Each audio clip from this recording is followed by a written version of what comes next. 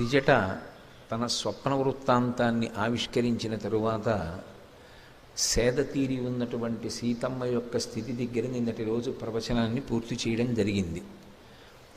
ఆ తల్లి యొక్క పరివేదనతో కూడుకున్న స్థితిని వర్ణిస్తూ మహర్షి అంటారు, అభూతేనాపవాదేన కీర్తిం నిపతితామివ సన్నామివ మహాకీర్తిం శ్రద్ధామివ విమానితాం అంటారు. ఆ తల్లి అప్పటికీ కూడా ఇంకా మనసులో పూర్తిగా ఖేదం తీరలేదు, ఆవిడ బాధ పోలేదు.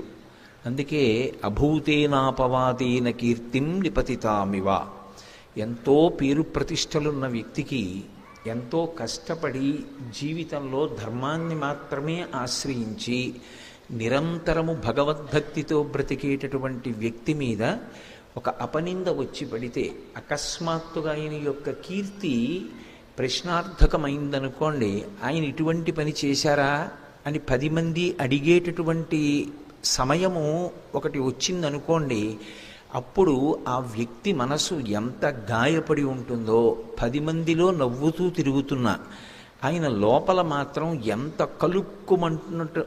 కలుక్కుమంటున్న మనసుతో ఉంటాడో అలా ఉందిట అమ్మవారు. నిజంగా వాల్మీకి మహర్షి వేసినటువంటి ఉపమానాలు కొన్ని మనకి దొరుకుతాయి, బాహ్యంలో మనం చూడవచ్చు. ఏదో వేట కుక్కల మధ్యలో మిగిలిపోయినటువంటి ఒక్కలీడి పిల్ల అన్నారనుకోండి, దాన్ని ఊహించవచ్చు, అది ఎదురుగుండా దొరుకుతాయి కూడా అటువంటి సన్నివేశాలు.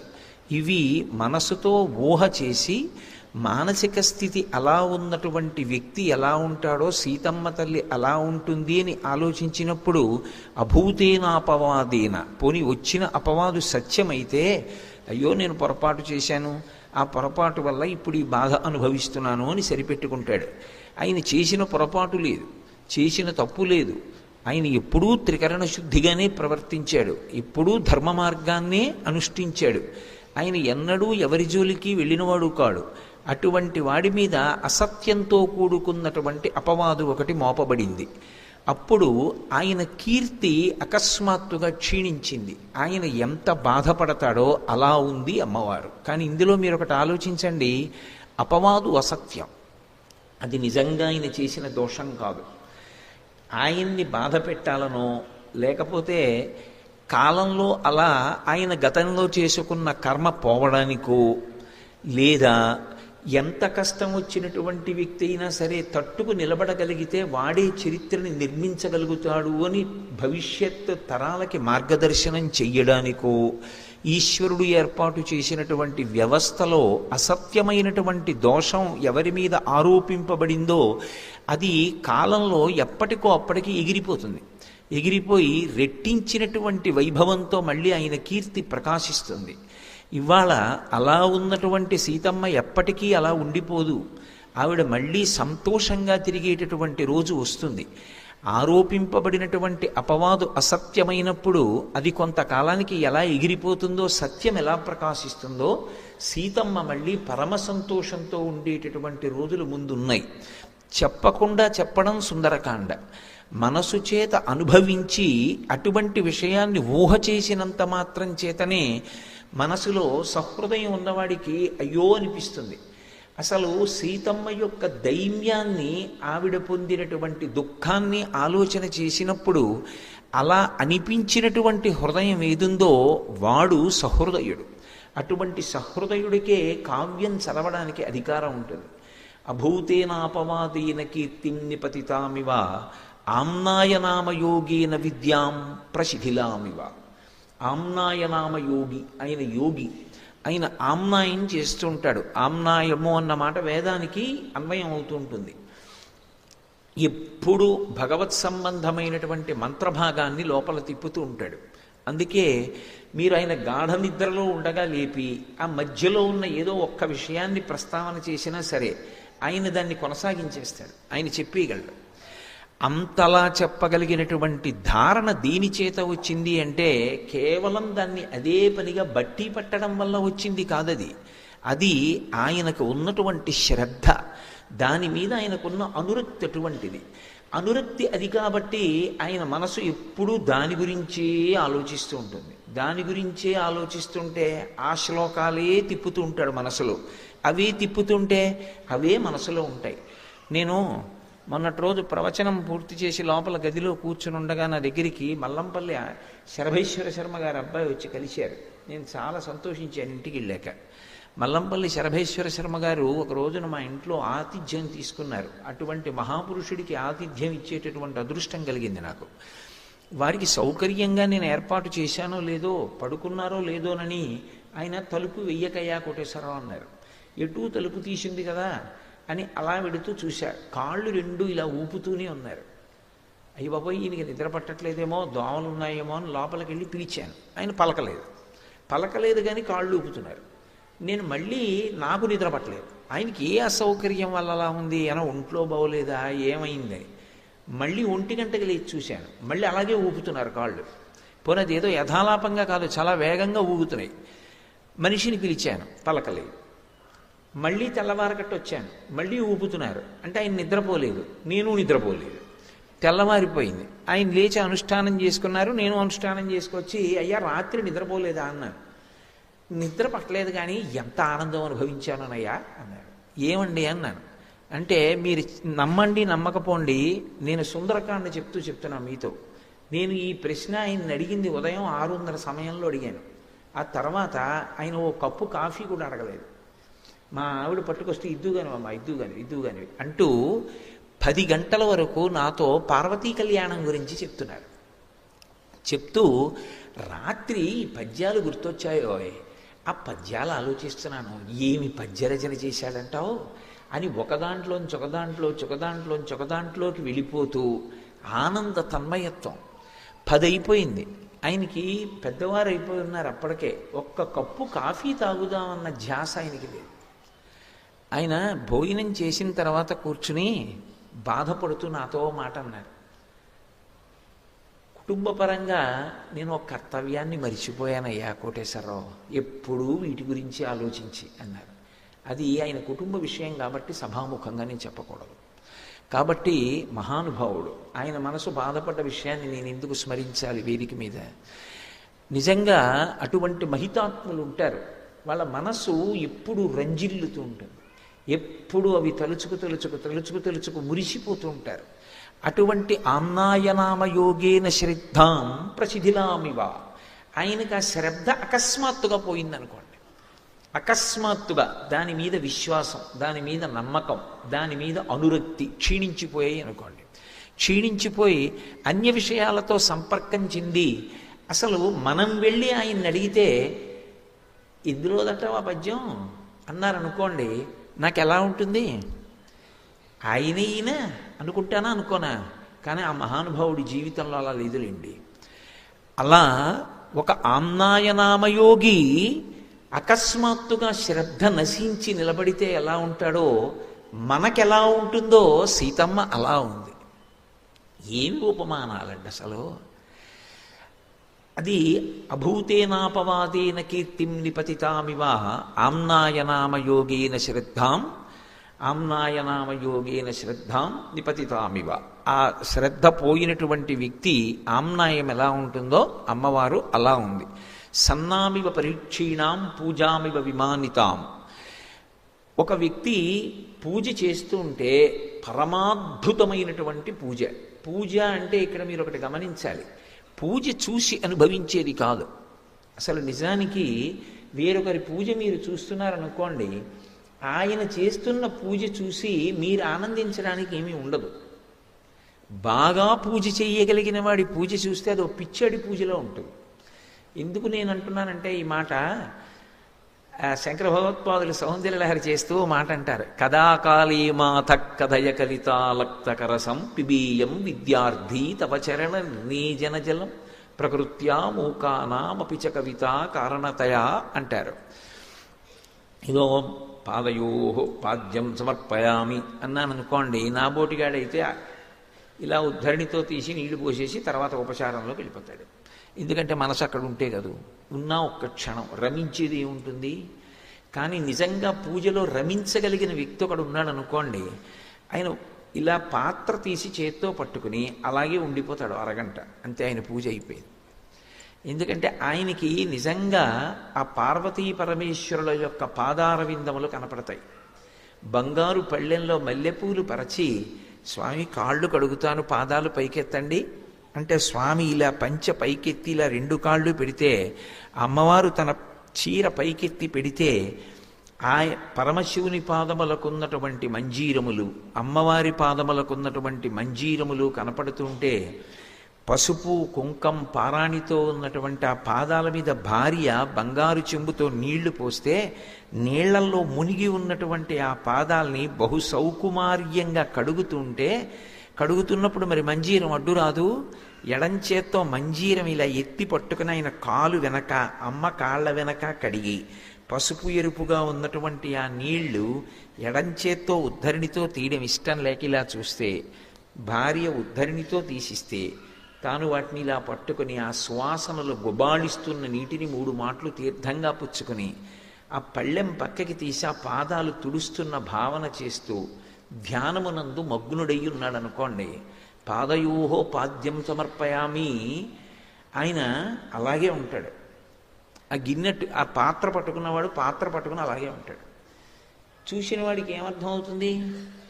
ఈయనకి తర్వాత మంత్రాలు రావేమో సరిగ్గా, ఏమిటో ఈయన చాలా బాగా పూజ చేస్తాడనుకుని చూడ్డానికి వచ్చాం, ఈయన ఏమిటో పూజ పాదయోహో పాద్యం సమర్పయామి అన్నాడు, అరగంట కూర్చున్నాడు, హస్తయోహో అర్ఘ్యం సమర్పయామి అన్నాడు, 45 నిమిషాలు కూర్చున్నాడు అనుకుంటారు.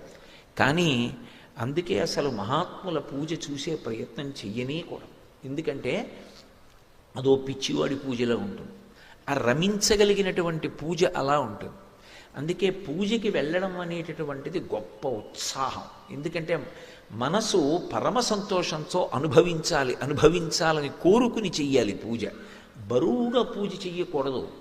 అటువంటి పూజ అకస్మాత్తుగా పరమయాంత్రికంగా చేయడం మొదలుపెట్టాడు అనుకోండి, అసలు ఏదో ఆవాహయామి దగ్గర నుంచి గడగడ చదివి నైవేద్యం అన్న దగ్గర ఆగుతుంది అనుకోండి ఆ మంత్రం. అన్నీ ఇలాగే టకటకటకటకటక చేసేయడమే, తమలపాకుతో ఇలా చల్లేయడమే అయిపోయింది అనుకోండి. అప్పుడు ఆ పూజ చూసి ఈ పూజ చూశారనుకోండి, మీరేమనుకుంటారు? ఇటు ఒకనాడు అలా ఉండిపోయేవాడు, ఏమంటే ఎందుకు అలా ఉండిపోయారు అని అడిగితే ఇదంతా చెప్పి కళ్ళమ్మట నీరు కార్చి ఇవాళ ఏమనుభవించానయ్యా, చాలయ్యా జీవితానికి అని పరవశించిపోయేవాడే. ఇవాళ ఏమిటి అంత యాంత్రిక పూజ చేశాడు అనుకుంటారా? అనుకోరా? అలా పూజ క్షీణించిపోతే ఎలా ఉంటుందో అమ్మవారు అలా ఉందట సీతమ్మ. అసలు ఏమి భావనలండి అవి, ఏమి సుందరకాండ, అది మనసుతో అనుభవించాలి. ఇందులో చిత్రం ఏమిటంటే మనసులో అనుభవించాలంటే పూజామివ పరీక్షీణాం ఆశాం ప్రతిహతామివ అని నేను అన్నప్పుడు అసలు పూజ చేసేటటువంటి వ్యక్తి రమించిపోవడం అంటే ఏమిటి? త్రికరణములు ఏకీకృతమైనటువంటి వ్యక్తి ఎలా ఉంటాడు? శంకర భగవత్పాదులంతటి వారు సౌందర్యలహరిలో అడిగింది అది. ఎవరు? సాక్షాత్తు శివపార్వతుల సమాగమ స్వరూపమైన శంకర భగవత్పాదులు పిబేయం విద్యార్థి తవ చరణ నిర్మీజన జలం అని అడిగారు. అమ్మా, నేను విద్యార్థినై నీ కాళ్ళు కడిగిన ఆ పసుపు పారాణి కలిసినటువంటి ఆ నీళ్లు సువాసనలు గుబాళిస్తున్నవి, ఆ తీర్థం ఇప్పుడు తాగుతానమ్మా జన్మలో అని అడిగారు. అది భౌతికంగా లభిస్తుందా? మానసికంగా లభించాలి.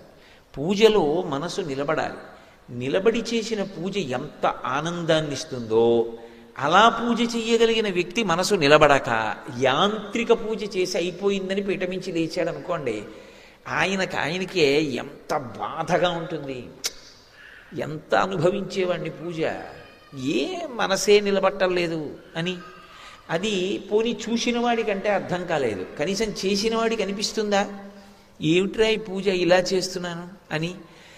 అది క్షీణించిపోయిన పూజ ఎలా ఉందో అమ్మవారు చూడ్డానికి అలా ఉందిట. ఆ ఉపమానం బయట ఎక్కడైనా వస్తు రూపంలో అసలు దొరుకుతుందా? దొరకదు. కానీ సీతమ్మ యొక్క పరిస్థితిని అన్వయం చెయ్యడానికి, ఆవిడ యొక్క రూపం అప్పుడు ఎలా ఉంటుంది అన్నది మనసు పట్టుకోవడానికి నిజంగా వాల్మీకి మహర్షి ఇచ్చినటువంటి సుందరకాండ రచన పరమాద్భుతం. అలాగే ఆశాం ప్రతిహతామివ, ఇది జరిగి తీరుతుంది అని ఒక ఆశ పెట్టుకున్నాడు. కానీ ఆ నెరవేరలేదు ఆశ. నెరవేరని ఆశ మనిషిని ఏ రూపంతో ఎటువంటి లక్షణంతో నిలబడుతుందో అలా అమ్మవారు కనపడుతోంది. అలా ఉన్నటువంటి తల్లిని పైనుంచి చూసి మురిసిపోతున్నారు స్వామి హనుమ. ఎందుకని? ఇంతమంది కాంచనలంకలో సంతోషంగా ఉన్నారు, సంతోషంగా లేని వ్యక్తి అన్న వాళ్ళు ఆయనకి కనపడలేదు. ఎవరు చూసినా సంతోషంగా ఉన్నారు. ఒక్క ఆవిడే ఏడుస్తోంది. ఎవరు ఏడుస్తోందో ఆవిడిది నిజమైన సౌందర్యం. ఎందుకని అంటే ఆమె భర్త కోసం శోకిస్తోంది తప్ప కేవలం అందరూ ఎలా భోగం అనుభవిస్తున్నారో అలా భోగం అనుభవించడం తన జీవితానికి ప్రధానమని అనుకోవట్లేదు. ధర్మాన్ని పాటించడం నిజమైన భోగం అనుకుంటోంది. ఇది సీతారాములంటే, ఇది సౌందర్యం అంటే. మిగిలిన వాళ్ళకి సుఖం అంతా ఎక్కడుంది అంటే భోగాన్ని అనుభవించడంలో ఉంది, విషయ సుఖాన్ని పొందడంలో ఉంది.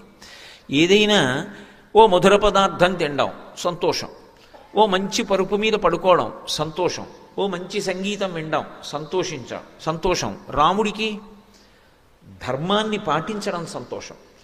ఏది ధర్మమో దాన్ని చేస్తే రాముడు సంతోషంగా ఉంటాడు. అందుకే రాముడు నవమి నాడు పుడతాడు. నవమికి ఒక విచిత్రం ఉంది. నవమి అంటే 9 అని కాదు. 9 ఒకట్ల 9, 9 2 18, 8 1 9, 9 3 27, 7 2 9, 9 4 36, 6 3 9, 9 5 45, 4 5 9, ఇలా ఏదో 9 6 54. నేను లెక్కల్లో కొంచెం బలహీనుండి, ఇలా గబగబా చెప్పగలనో లేదో కూడా ఎక్కం. 9 7 63. అలా ఏది కలపండి మళ్ళీ 9 వస్తూ ఉంటుంది. రాముణ్ణి ఎంత హెచ్చవేయండి అంటే ఎన్ని కష్టాలు రానివ్వండి, ఎన్ని సుఖాలు రానివ్వండి, లోపల రాముడు మాత్రం చాలా ప్రశాంతంగా ఉంటాడు. ఎందుకో తెలుసా? నేను ధర్మమే పట్టుకుని ఉన్నానా, అదొక్కటే రాముడు శాంతిగా ఉండడానికి కారణం. నేను ధర్మాన్ని విడిచిపెట్టలేదు, పరమ సంతోషంగా ఉంటాడు. నేను ధర్మాన్ని విడిచిపెట్టేశాను అన్న క్షణం ఏదైనా ఉంటే రాముడు గుండెల బాదుకుని ఏడ్చి తల రాతికేసి కొట్టేసుకుంటాడు. రామాయణంలో అలా లేదు. అంటే రాముడు ఎన్నడూ కూడా ధర్మాన్ని తప్పలేదు. అలాగే సీతమ్మ కూడా ఎన్నడూ ధర్మం తప్పదు. ఇది తుల్యశీలావయో వృత్తాం తుల్యాభిజన లక్షణాం రాఘవోర్హతి వైదేహీం తం చేయమసితేక్షణ. ఇవాళ ఈ శరీరంతో సుఖంగా ఉండడానికి మనం ఏం ఆలోచించవచ్చు? అది కాదు ఆవిడికి కావలసింది.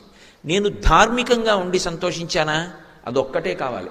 ధర్మం పోయి సంతోషం ఉంటుందంటే ఆవిడికి అక్కర్లేదు. మీరు అందుకే రామాయణంలో ఉండేటటువంటి వైచిత్రి చూడండి. రాముడికి సుఖమే కావాలి అనుకుంటే ఉత్తర క్షణంలో రామాయణంలో ఉండకూడని కాండ సుందరకాండ. ఎందుకో తెలుసా? అసలు ఆ సుందరకాండకున్న గొప్పతనం అది. అసలు ఉండకూడని కాండ ఉంది. ఎందుకుంది అంటే రాముడి ధర్మం వలన ఉంది. రాముడు ధర్మం తప్పితే సుందరకాండ పోతుంది. ఎందువల్ల అంటారా? కిష్కింధకాండలో సుగ్రీవుడితో స్నేహం చేసుకోవడం మానేసి వాలితో స్నేహం చేశాడు అనుకోండి. వాలి అంటే రావణాసురుడికి అపారమైనటువంటి భయం. 4 సముద్రాల్లో ముంచి తోకకి చుట్టి తీసుకెళ్లి ఇంట్లో పడేశాడు. చిటిక వేస్తే పరిగెత్తుకొస్తాడు. వాలితో స్నేహం చేసుకుంటే వాలి వెంటనే రావణుణ్ణి పిలిచి సీతమ్మనిచ్చేయి అంటే ఇచ్చేస్తాడు. కానీ వాలితో స్నేహం చేసి సీతమ్మని ఎందుకు పొందలేదు అంటే వాలే ధర్మం తప్పాడు. తమ్ముడు బ్రతికున్నాడని తెలిసి తమ్ముడి భార్య అయినటువంటి రుమతో తాను కలిసి ఉంటున్నాడు. మరి నిన్ను మీరు ప్రశ్న వేయచ్చు, మరి వాలి కూడా అలా పూర్వం ఇంతకుముందు సుగ్రీవుడు కూడా తారతో ఉన్నాడుగా వాలి భార్యతో.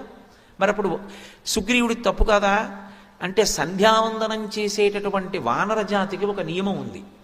అన్నదమ్ముల్లో ఎవరైనా ఒక వ్యక్తి వెళ్ళిపోతే ఆ అన్నదమ్ముల్లో ఎవరు వెళ్ళిపోయారో వాళ్ళ భార్య ఆ సోదరుల్లో మిగిలినటువంటి సోదరుడికి భార్య కావాలి అనుకుంటే భార్య కావచ్చు. అది వాళ్ళకి నియమం. ఒకప్పుడు వాలి బిలంలోకి వెళ్ళాడు దుందుబితో యుద్ధం చేయడానికి. వెళ్ళి ఇక తిరిగి రాలేదు, చనిపోయాడు అనుకున్నారు. సుగ్రీవుడు కూడా అందులో ఏం కాపట్యం లేదు, చనిపోయాడు అనుకుని రాయి అడ్డు పెట్టి వచ్చేశాడు. అందరూ చనిపోయాడనే అనుకున్నారు. తన భర్త చనిపోయాడు అనుకుని వాలి భార్య తార సుగ్రీవుడి దగ్గర చేరింది. కాబట్టి సుగ్రీవుడికి ధర్మదోషం రాలేదు. కానీ సుగ్రీవుడు బ్రతికున్నాడని తెలిసి తరిమి కొట్టి సుగ్రీవుడి భార్య రుమని తన భార్యగా అనుభవించాడు వాలి. కాబట్టి ధర్మం తప్పాడు. ధర్మం తప్పిన వాడితో స్నేహం చేసుకుని నా భార్యను నేను తెచ్చుకోను. ధర్మంలో ఉన్నవాడితో స్నేహం చేసుకుని కష్టపడైనా నా భార్యను తెచ్చుకుంటాను. ఈ అకుంఠిత దీక్షతో నిలబడ్డాడు కాబట్టి సుందరకాండ యుద్ధకాండ వచ్చాయి. లేకపోతే అసలు రాముడు ధర్మాత్ముడు కాకపోతే సుందరకాండే లేదు.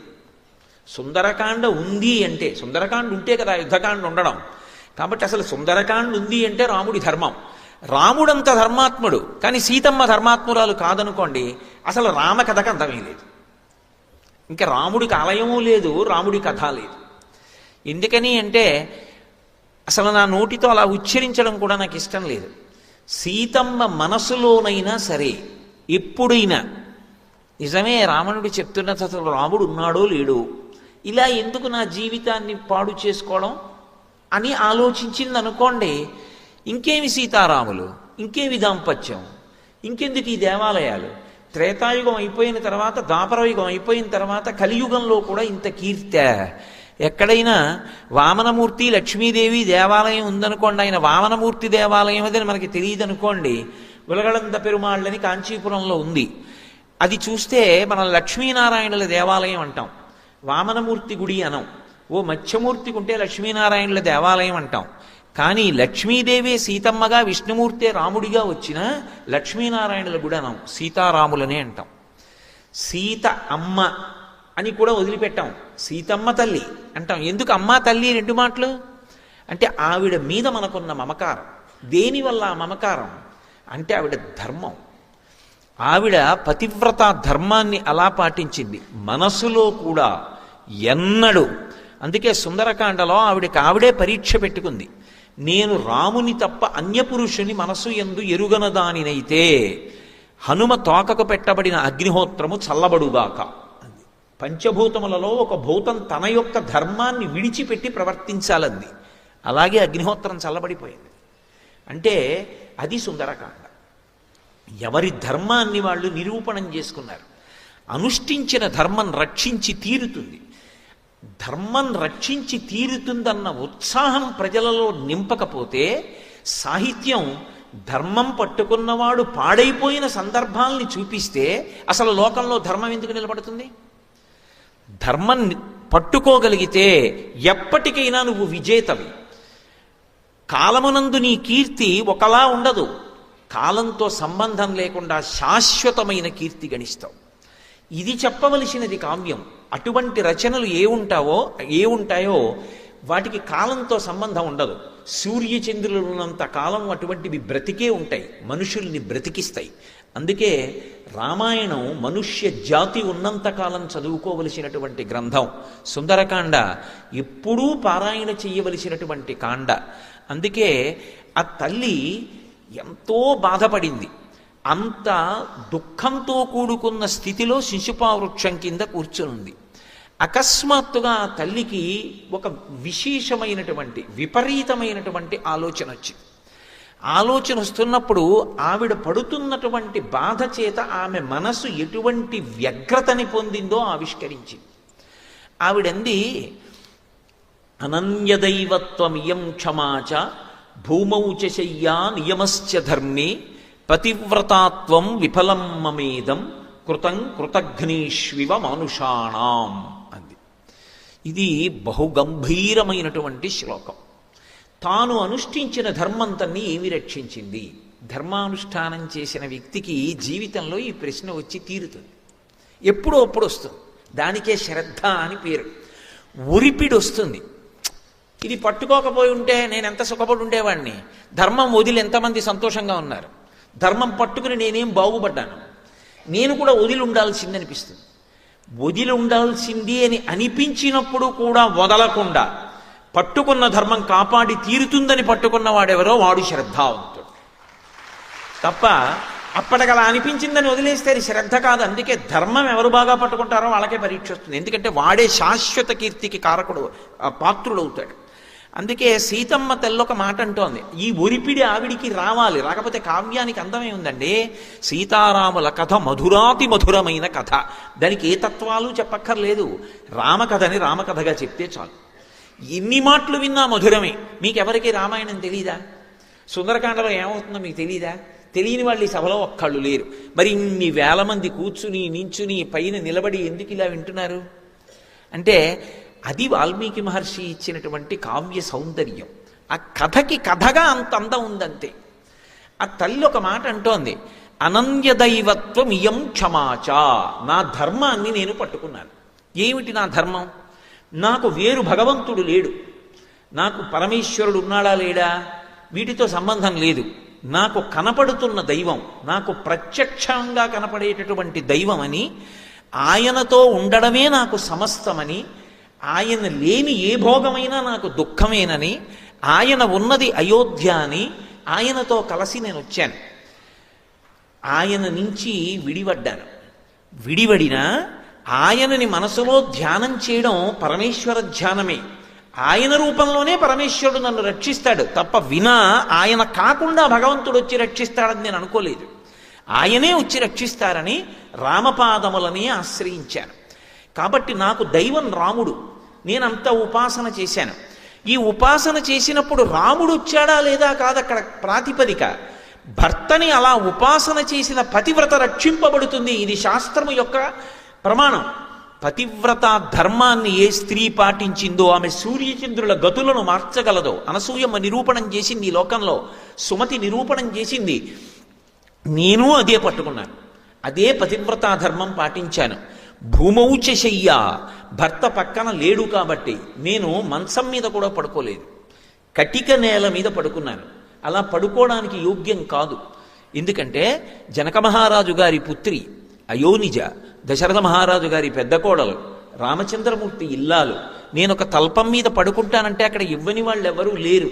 కానీ ఆవిడ స్వచ్ఛందంగా పెట్టుకున్న నియమం చేత భూమి మీద పడుకుంది. భూమౌచ శయ్య, అది ఎక్కడ? లంకాపట్టణంలోనే అని అనుకుంటున్నారేమో. ఒక్క లంకలోనే కాదు, అసలు కళ్ళంబట నీళ్లు పడకుండా చదవలేము. నేను ఒకప్పుడు మా గురువుగారు రాత్రి 10ంటికి మా ఇంటికి వచ్చారు. ఏం చేస్తున్నావురా అన్నారు. అయోధ్యకాండ చదువుతున్నానండి అన్నాను. ఎన్నాళ్ళయింది మొదలుపెట్టి అన్నారు. ఓ 3 రోజులు అయింది గురువుగారు అన్నాను. ఎక్కడి వరకు వచ్చావు అన్నారు. ఇవాళతో పూర్తి అయిపోయింది గురువుగారు అన్నాను. ఆయన నా వంక అలా నోరు తెరిచి చూస్తూ ఉండిపోయారు. అదేం గురువుగారు అలా చూస్తున్నారన్నాను. అయోధ్యకాండలో 4 సర్గలు చదవడానికి నాకు 10 రోజులు పడుతుందిరా. కళ్ళమ్మని నీళ్ళు వచ్చేసి ముక్కులోంచి నీళ్ళు వచ్చి 3 రోజుల్లో అయోధ్యకాండ ఎలా చదివేశావురా అన్నారు. ఆయన అనుభవించిన వారు, నేను చదివిన వాడిని. తేడా లేదు. సీతారాముల కష్టాలు ఆయన కష్టాలు. ఆయన దాంతో తాదాత్మ్యత చెంది చదువుకుంటారు. అందులో ఒక విషయం చెప్తారు. సీతారాములు అరణ్యవాసానికి వచ్చారు. అరణ్యవాసానికి వచ్చి గుహుడి దగ్గరికి వెళ్ళారు. గుహుడు అరటి పట్టలు ఆకులు తెచ్చి నేల మీద పడేసి రామా పడుకో అన్నాడు. రాముడు పరమధర్మాత్ముడు, ధర్మం ఆయనకి శాంతి. ఒక వ్యక్తి నిద్రపోతున్నాడు అంటే అతని మనసు ప్రశాంతంగా ఉంటే నిద్రపడుతుంది. అయోధ్య విడిచిపెట్టి వచ్చి నా తండ్రి ఎంత బాధపడుతున్నాడో, నా తల్లి ఎంత బాధపడుతోందో, ఇవాళ రాత్రి మా నాన్నగారు అన్నం తినరు, ఏడుస్తూనే ఉంటారు నేను కనపడలేదని.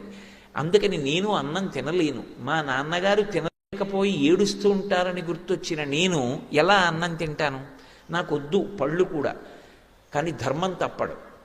ఆచమనీయం తీసుకుని పడుకుంటాను అని ఆచమనం చేసి పడుకున్నాడు.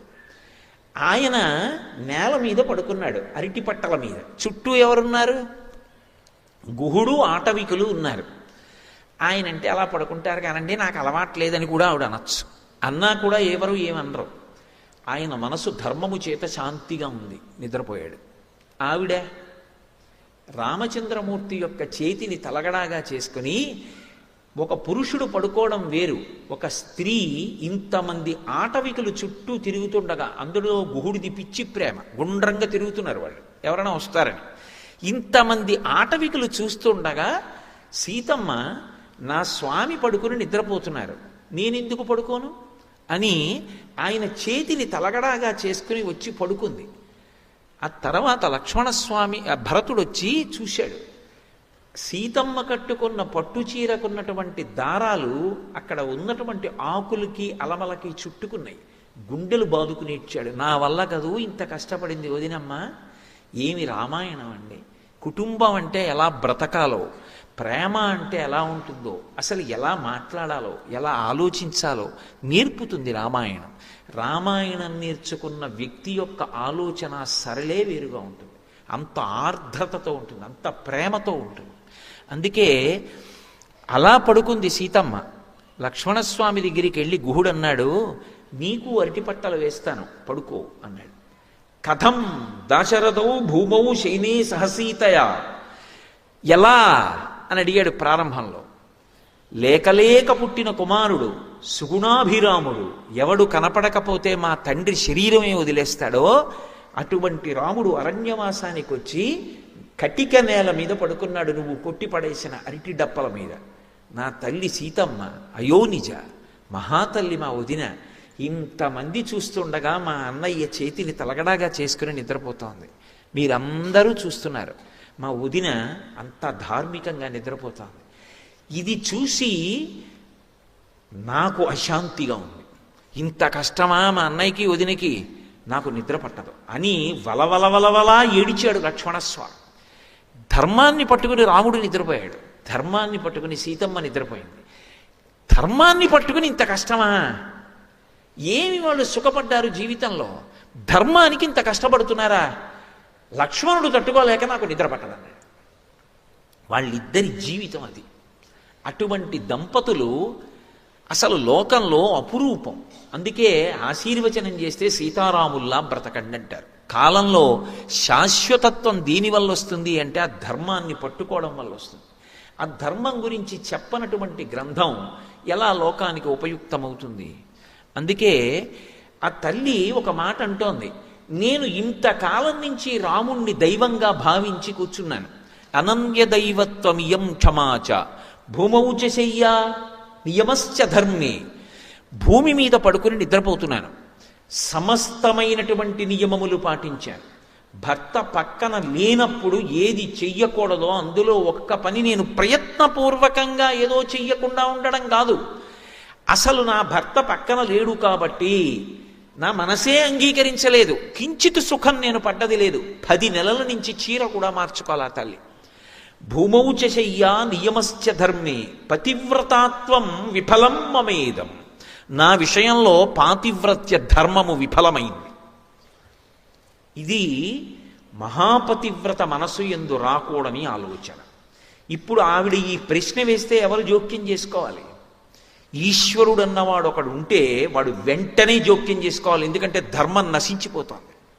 ఆవిడకి ఆ ప్రశ్న వచ్చి ఆవిడ ధర్మం తప్పిందనుకోండి, ఇక లోకానికి ధర్మం అన్నదానికి ఎక్కడ ఆదర్శం ఉంటుంది? ఇక ఈశ్వరుడు జోక్యం చేసుకుని ఒక సన్నివేశాన్ని సృష్టించాలి. అందుకే భక్తుణ్ణి రక్షించుకోవడానికి ఈశ్వరుడు జోక్యం చేసుకుంటాడు. ఆయన ఎలా జోక్యం చేసుకుంటాడో మనకి తెలియదు. ఒక్కొక్కసారి బహుముందుగానే జోక్యం చేసేసుకుంటాడు, వచ్చేది తెలుస్తుంది కాబట్టి అడ్డుకట్ట వేసి నించుంటాడు. మనకి తెలియవు ఆయన యొక్క కృత్యములు. భక్తుణ్ణి మాత్రం ఆదుకుని తీరుతాడు ఈశ్వరుడు. నన్ను నమ్మండి అంతే, అంతకన్నా నేను చెప్పలేను. ఒక సమస్యని ఇచ్చే ముందు మనం సమస్య వచ్చాక ఆలోచిస్తాం. భగవంతుణ్ణి నమ్ముకున్న వాడి గురించి పరమేశ్వరుడు సమస్య ఇవ్వడానికి ముందు వాడికి పరిష్కారం ఎలా చూపించాలని ఆలోచిస్తాడు. నన్ను నమ్ముకునున్నవాడు వాడు పాడైతే, అందుకే భాగవతంలో 8వ స్కంధంలో అంటాడు, వాడు నా కొరకు రక్షింపవలయువాడు. వాడి కోసం వాడిని నేను రక్షించట్లేదు, నా కోసం రక్షిస్తున్నా. అటువంటి వాడు పాడైపోతే లోకంలో భగవంతుడు ఉన్నాడు అని ఎవడు నమ్ముతాడు? నమ్మడు. నేను ఉన్నాను అని నమ్మాలంటే నన్ను నమ్ముకున్నవాడు పాడవడానికి వీల్లేదు. వాడి కోసం రక్షించట్లేదు, నా కోసం రక్షిస్తున్నానంటాడు. అంటే సన్నివేశం ఎటు తిరుగుతోందో మీరు గమనించాలి. ఇది మహర్షి చెప్పరు సుందరకాండలో, కానీ అది సౌందర్యం. అనుభవించగలిగితే భగవంతుడు ఎంత ఉలిక్కి పడతాడో, ఎంత తొందరగా సన్నివేశాన్ని మార్చి జోక్యం చేసుకుంటాడో మీరు గమనించాలి. ఈవిడిది వాగ్రూప పరివేదన, ఇంకొక ఆయనది మౌన పరివేదన. ఏమిటా మౌన పరివేదన అన్నది మీకు నేను కాసేపట్లో ఆవిష్కరిస్తాను. కాబట్టి భూమౌచ శయ్యా నియమశ్చ ధర్మే పతివ్రతాత్వం విఫలం మమేదం. కృతం కృతఘ్నేష్వివ మానుషాణం, చాలా పెద్ద తీర్పు చెప్పేసింది ఆవిడ. కృతఘ్నుడి పట్ల ఉపకారము ఎలా ఉంటుందో రాముడి పట్ల నా పాతివ్రత్యం అలా అయిపోయింది. రాముడు కాదక్కడ రక్షించవలసింది, ఆమె పతిని దైవంగా నమ్మింది. అనన్య దైవత్వం ఇయం క్షమాచ. ఇప్పుడు రాముడు వస్తున్నాడమ్మా, నువ్వు బెంగ పెట్టుకోకని ఎవరో మాట్లాడి చెప్పాలి ఆవిడికి. ఎవరో మాట్లాడాలి. ఎవరు మాట్లాడాలి? అక్కడ అలా మాట్లాడడానికి ఒక్కడే ఉన్నాడు. ఆ ఒక్కడు మాట్లాడడానికి అవకాశం కల్పించాలి, సన్నివేశం తిరిగిపోవాలి. ఇప్పుడు జోక్యం చేసుకుంటున్నవాడు ఎవరంటే కంటికి కనపడకుండా పరమేశ్వరుడు జోక్యం చేసుకోవాలి. అది సుందరకాండ. ఆ తల్లి ఇన్నాళ్ళు అనలేదు ఈ మాట, ఇప్పుడు అంటోంది. ఎందుకు అనాలి అంటే ఒకటి మౌన పరివేదన ఒకటి ఉంది. ఏమిటా పరివేదన? ఇప్పటి వరకు ఆయన సీతమ్మ దర్శనం ఒకటే చెయ్యాలనుకున్నాడు. సీతమ్మ జాడ కనిపెట్టి రాముడికి చెప్దాం, అందుకే వచ్చాడు ఆయన. కానీ ఇప్పుడు ఆయన గుండెలు అవిసిపోయి ఆవిడ కష్టం చూసి, అమ్మో ఏదో లంకలో ఉందనుకున్నాను నా తల్లి. ఇప్పుడు ఆయన మనసు ఏమైపోయిందంటే రాముణ్ణి నింద చేశాడు ఆయన. రాముడి కన్నా దైవం లేడు ఆయనకి. ఆయన అన్నాడు, దుష్కరం కృతవాన్ రామో యయిమాం మత్తకాశినీం సీతాం వినా మహాబాహు ముహూర్తమపి జీవతి.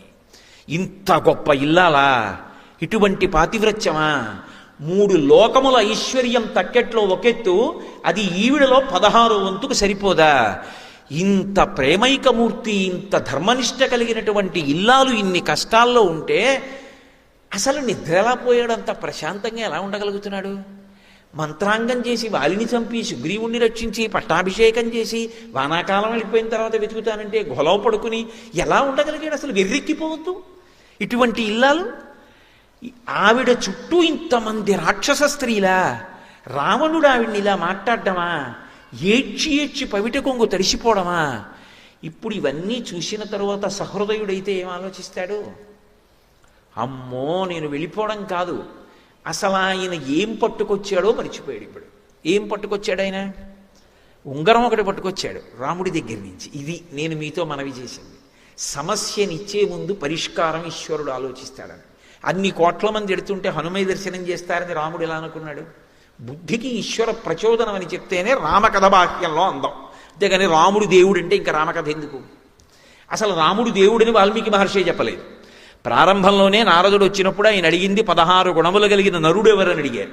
కోన్వస్మిన్ సంప్రదంలోకే గుణవాన్ కశ్చ వీర్యవాన్ ధర్మజ్ఞశ్చ కృతజ్ఞశ్చ సత్యవాక్యో దృఢవ్రతః చారిత్రేణ చ కోయుక్తః సర్వభూతేషు కోహితః విద్వాన్ కః కస్సమర్థశ్చ కశ్చైక ప్రియదర్శనః ఆత్మవాన్ కో జితక్రోధో ద్యుతిమాన్ కో ననసూయకః కస్య బిభ్యతి దేవాశ్చ జాతరోషస్య సంయుగే అని అడిగారు. కాబట్టి ఇప్పుడు 16 గుణములు పరిపూర్ణముగా కలిగినటువంటి నరుడు రాముడైతే ఆయనకి బుద్ధిని ప్రచోదనం చేసిన వాడు ఈశ్వరుడని చెప్తేనే సీతారాముల కథ మధురాతి మధురం అవుతుంది. అంటే అసలు సీతమ్మకు వస్తున్నటువంటి సమస్యకి ఏ కాలమునందు పరిష్కారం రావాలో దానికి అనువుగా ఆయన బుద్ధిని ప్రచోదనం చేసి ఉంగరం ఇచ్చి పంపించాడు. ఇప్పుడు పట్టుకొచ్చిన ఆయన చటుక్కును ఉంగరం ఇచ్చి, అమ్మ ఏమనుకోకు, నీ జాడ తెలుసుకోవడానికి వచ్చాను, నేను హనుమని, ఇదిగో ఈ ఉంగరం రాముడు ఇచ్చాడు, నీ దగ్గర ఎట్టే పెట్టుకో, నువ్వు కనపడ్డావని చెప్పేస్తాను. రాముడి దగ్గరికి వెళ్ళి తుర్రుని పారిపోయాడు అనుకోండి. ఇది దుష్టుడైన రావణుడు చేసిన పని అని ఉంగరాన్ని అవతల పారేసి ఆవిడ ప్రాణం తీసేసుకుంటాడు. ఎందుకంటే వీడు నన్ను యామారుస్తున్నాడు. అలా రావణుడు చేశాడని ఎందుకు అనుకుంటుంది అని మీరు అనుకుంటున్నారా? అసలు యుద్ధకాండలో ఇంకా యుద్ధం మొదలవలేదు. యుద్ధం మొదలవకుండానే వాడు రాముడి యొక్క కృతకమైన శిరస్సు తయారు చేశాడు. తయారు చేసి రాముడి శిరస్సు తెచ్చి సీతమ్మ దగ్గర పెడితే కట్టుకున్న ఇల్లాలు అది రాముడి తలకాయ అనుకుంది ఆవిడ. అంత ఏడ్చింది. కానీ ఈశ్వరుడు అక్కడ ఉన్నాడు కదూ. అంత ఏడుస్తుంటే అకస్మాత్తుగా వాడికి కబురు వచ్చింది, ఏదో ముఖ్యమైన పని మీద అందరూ ఎదురు చూస్తున్నారు రమ్మని. చటుక్కున వెనక్కి తిరిగిపోయాడు. తిరిగిపోవడంలో శిరస్సు అంతర్ధానం అయిపోయింది. అప్పుడు పక్కనున్న వాళ్ళు చెప్పారు, ఇంద్రజాలం వాడు సృష్టించాడు, అది రాముడి శిరస్సు కాదు. కావాలంటే అదిగో భైరీనాదాలు వినపడుతున్నాయి. నిజంగా రాముడి శిరస్సు తెగిపోతే వాళ్ళందరంత సంతోషంగా ఉంటారా, వస్తారా వానరులని అని. ఇంకొకసారి బ్రహ్మాస్త్రం చేత రాముడు పడిపోయి ఉంటే రాముడు మరణించాడు చూడమని సీతమ్మని పుష్పక విమానం ఎక్కించి పంపించాడు. ఎలాగో రాముడు చనిపోయాడని ఆవిడ తప్పు చేస్తే ఇక రాముడు లోపలికి రాడు, వెళ్ళిపోతాడు. ఇటువంటి భార్య నాకెందుకని కార్యం సాధించవచ్చు. ఎటువంటి కుట్రపూరితమైన ఆలోచనలు చెయ్యాలో అన్నీ చేశాడు. పైకి చేష్టితములకు ముందు లోపలి సంస్కారం ప్రధానం. లోపల ఆలోచన ఎలా ఉంటుందో పైన కార్యం అలా ఉంటుంది. అన్ని అవలక్షణములున్నవాడు, అటువంటి దుష్టమైన ఆలోచనలు ఉన్నవాడు, అటువంటి వాడు ఒక ఉంగరాన్ని తీసుకురావడం పెద్ద గొప్ప. తన దగ్గరున్న రాక్షసుల్లో ఒకటి కోతిని చేయడం పెద్ద గొప్ప. ఆవిడ నమ్ముతుందా? ఆవిడికి ఆశ్వాసం కలుగుతుందా? ఒక్కనాటికి కలగదు. ఇప్పుడు ఆయన గుర్తించింది ఏమిటంటే, ఈ తల్లికి ఉంగరం ఇవ్వడం ప్రధానం కాదు, ఉంగరం ఇవ్వడానికి ముందు మాట్లాడాలి. అసలు మాట్లాడడానికి అవకాశం ఏది? ఇప్పుడు మాట్లాడి వెళ్ళలేదనుకోండి, ఉపద్రవం ఇంకొకలా వస్తుంది. అది ఈశ్వరుడు 1000 కళ్ళతో భక్తుణ్ణి చూసుకోవడం అంటే. ధర్మాన్ని ఆయన కాపాడుకుంటాడు.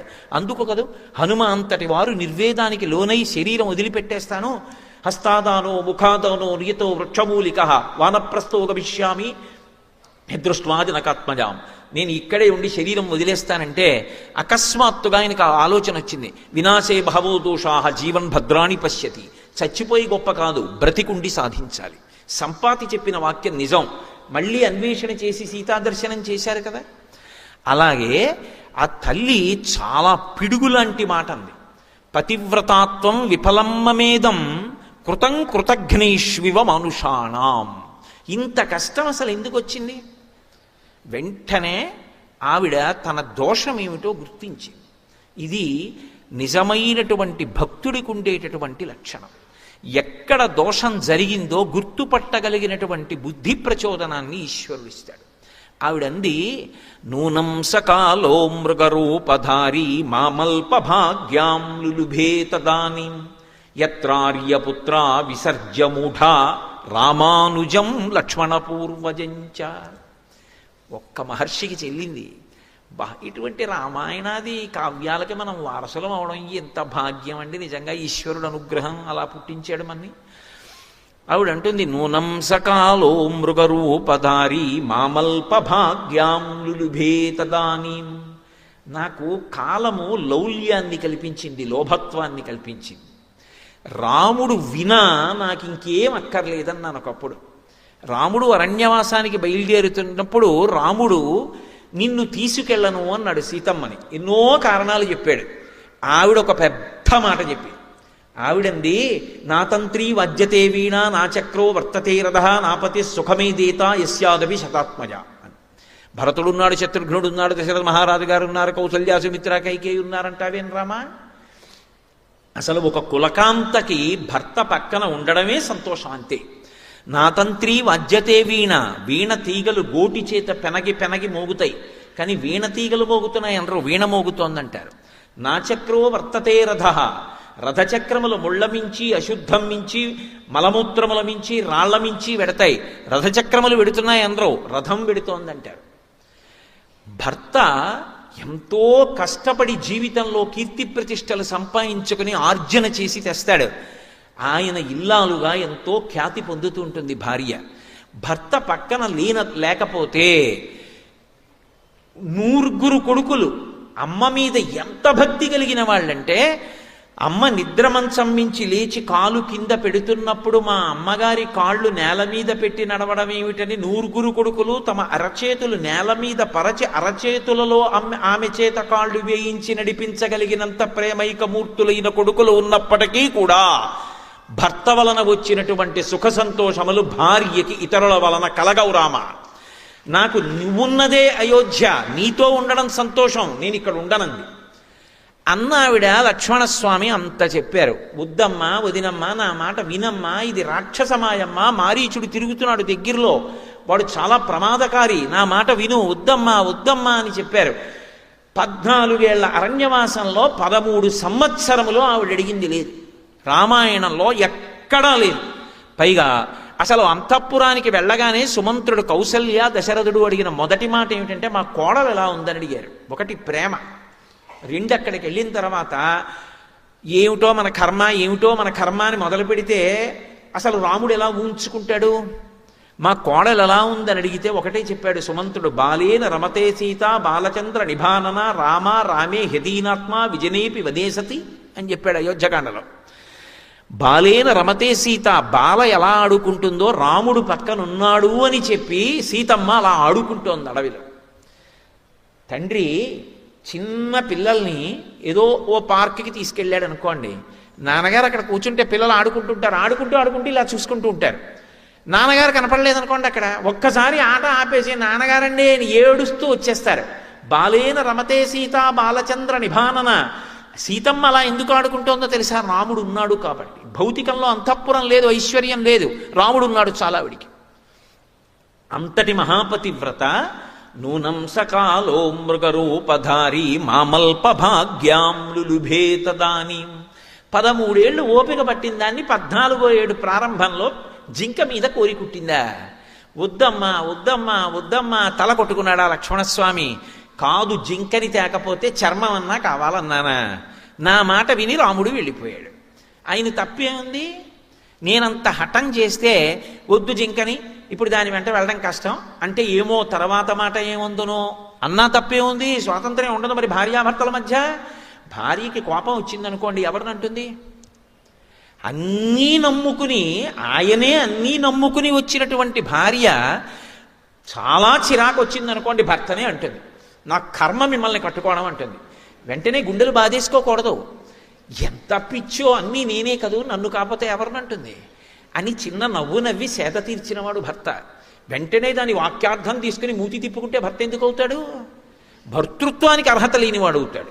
వయస్సు వచ్చిందేమో కానీ భర్త స్థానంలో కూర్చోవడానికి అర్హత పొందినవాడు కాడు, ఇంకా పరిణితి పొందలేదని గుర్తు. నేను అందుకే అన్న దాంపత్యం అంటే రామాయణంలోంచి చదివి నేర్చుకోవాలి అసలు.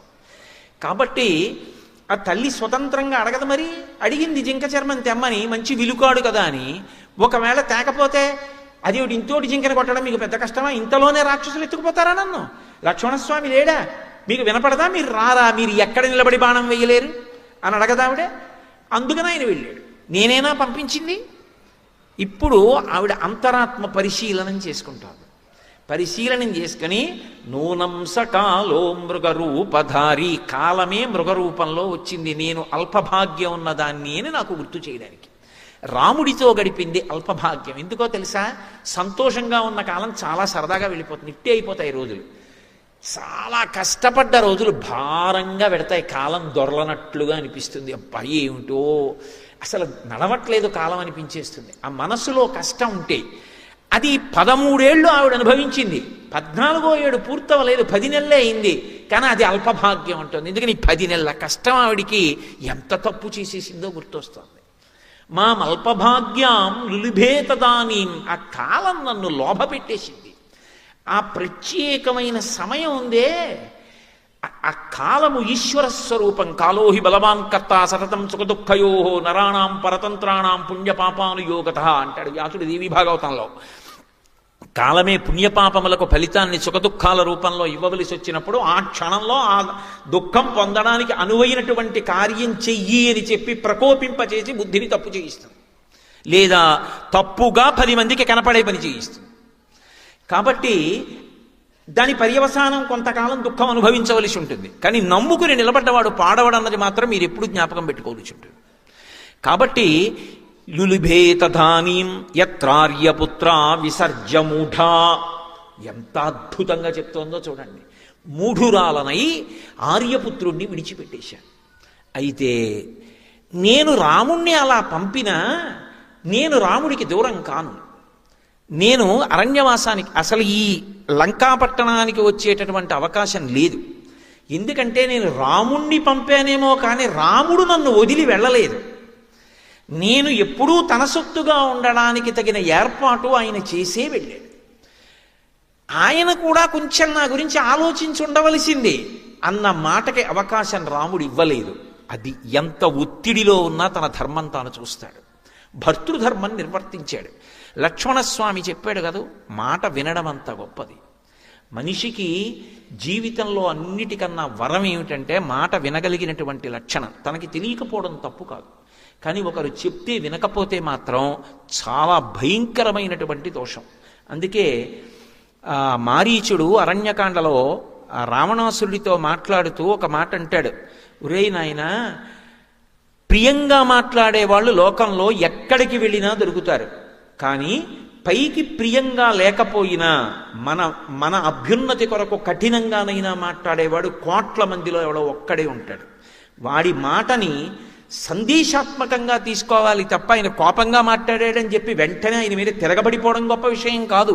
సులభాః పురుషారాజన్ సతతం ప్రియవాదినః అప్రియస్యతు పథ్యస్య వక్తా శ్రోతా చ దుర్లభః.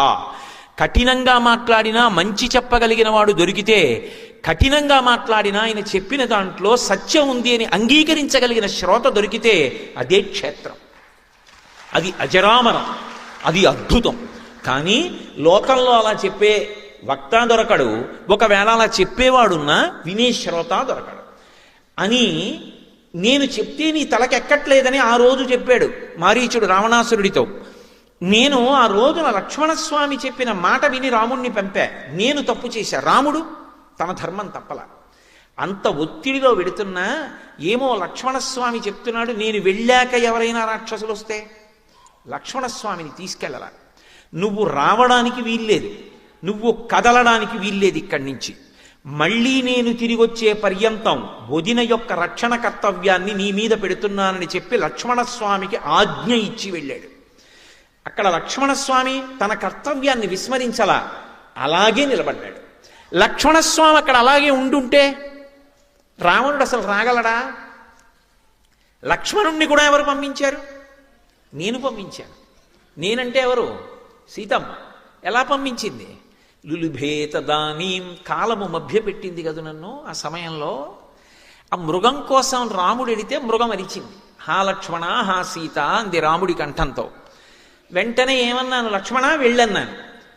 అప్పుడు లక్ష్మణుడేమన్నాడు? వద్దు వదిన, నా మాట విను, దేవతలందరూ కట్టుకుని వచ్చినా రాముడిని ఏం చేయలేరు, రాముడు వస్తాడు, నా మాట నమ్మమ్మా అని తలకొట్టుకున్నాడు. నేనేమన్నాను చటుక్కుని? వెళ్ళు వెళ్ళు వెళ్ళు అని పోరినా లక్ష్మణస్వామి వెళ్ళలేదని చటుక్కనొక్క మాట అన్నాను. రామాయణంలో సుందరకాండ సౌందర్యం వాగ్వైభవం.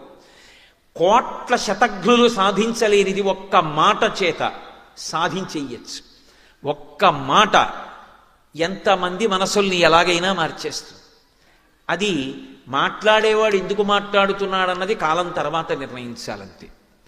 కాబట్టి లక్ష్మణస్వామి వెళ్ళడు. కానీ సీతమ్మేమంది?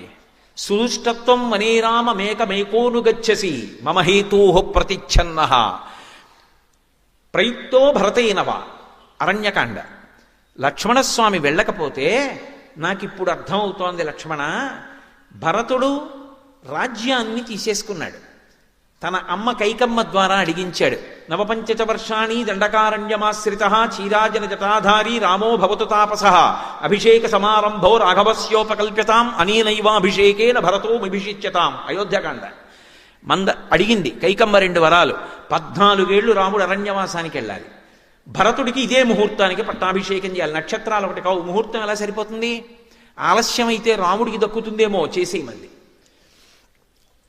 రాముణ్ణి అరణ్యవాసానికి పంపింది. ఒకడు ఎక్కడో ఉండి రహస్యంగా రాజ్యం కొట్టేశాడు.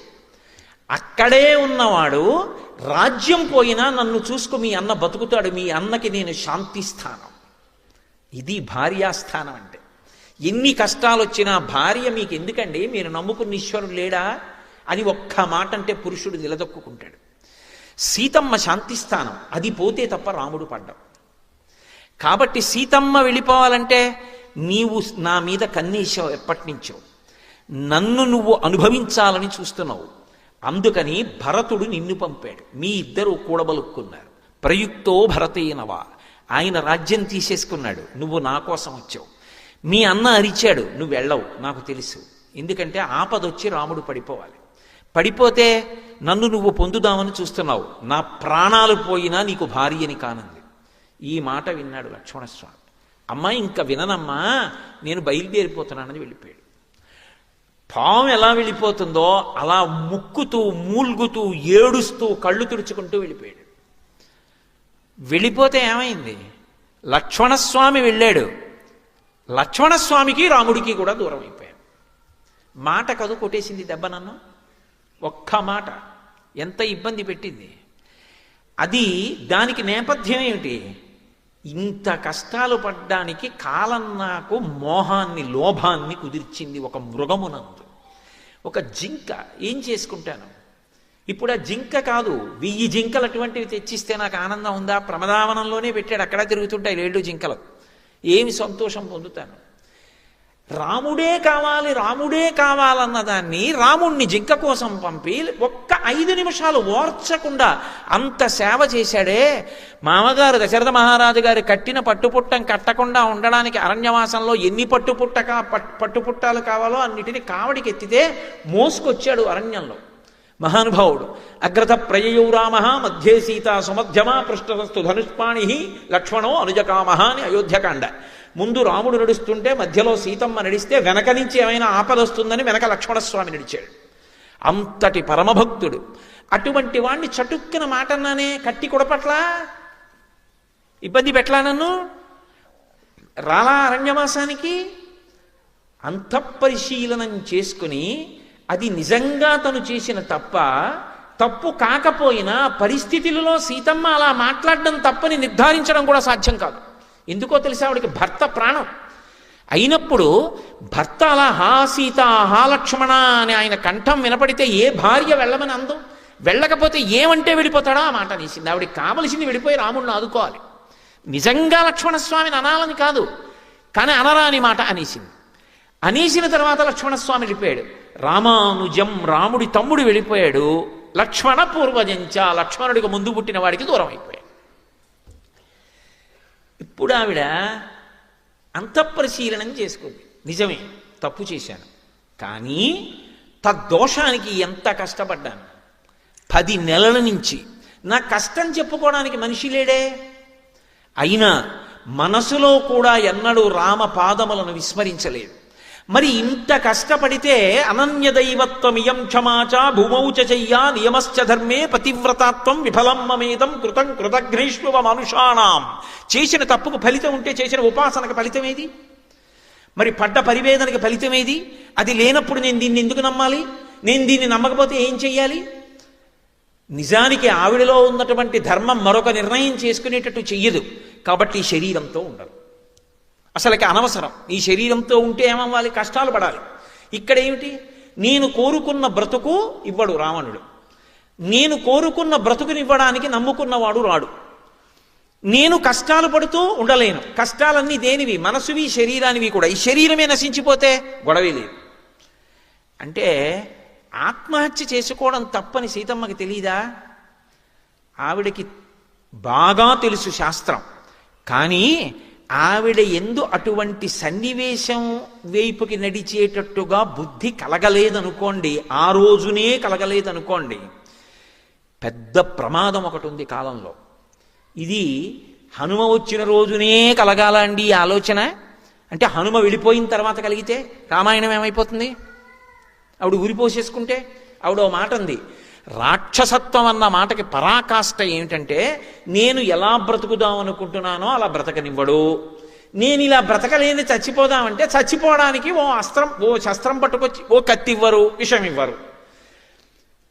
చచ్చిపోవడానికి వీల్లేదు, తాను కోరుకున్నట్టు బ్రతకడానికి వీల్లేదు.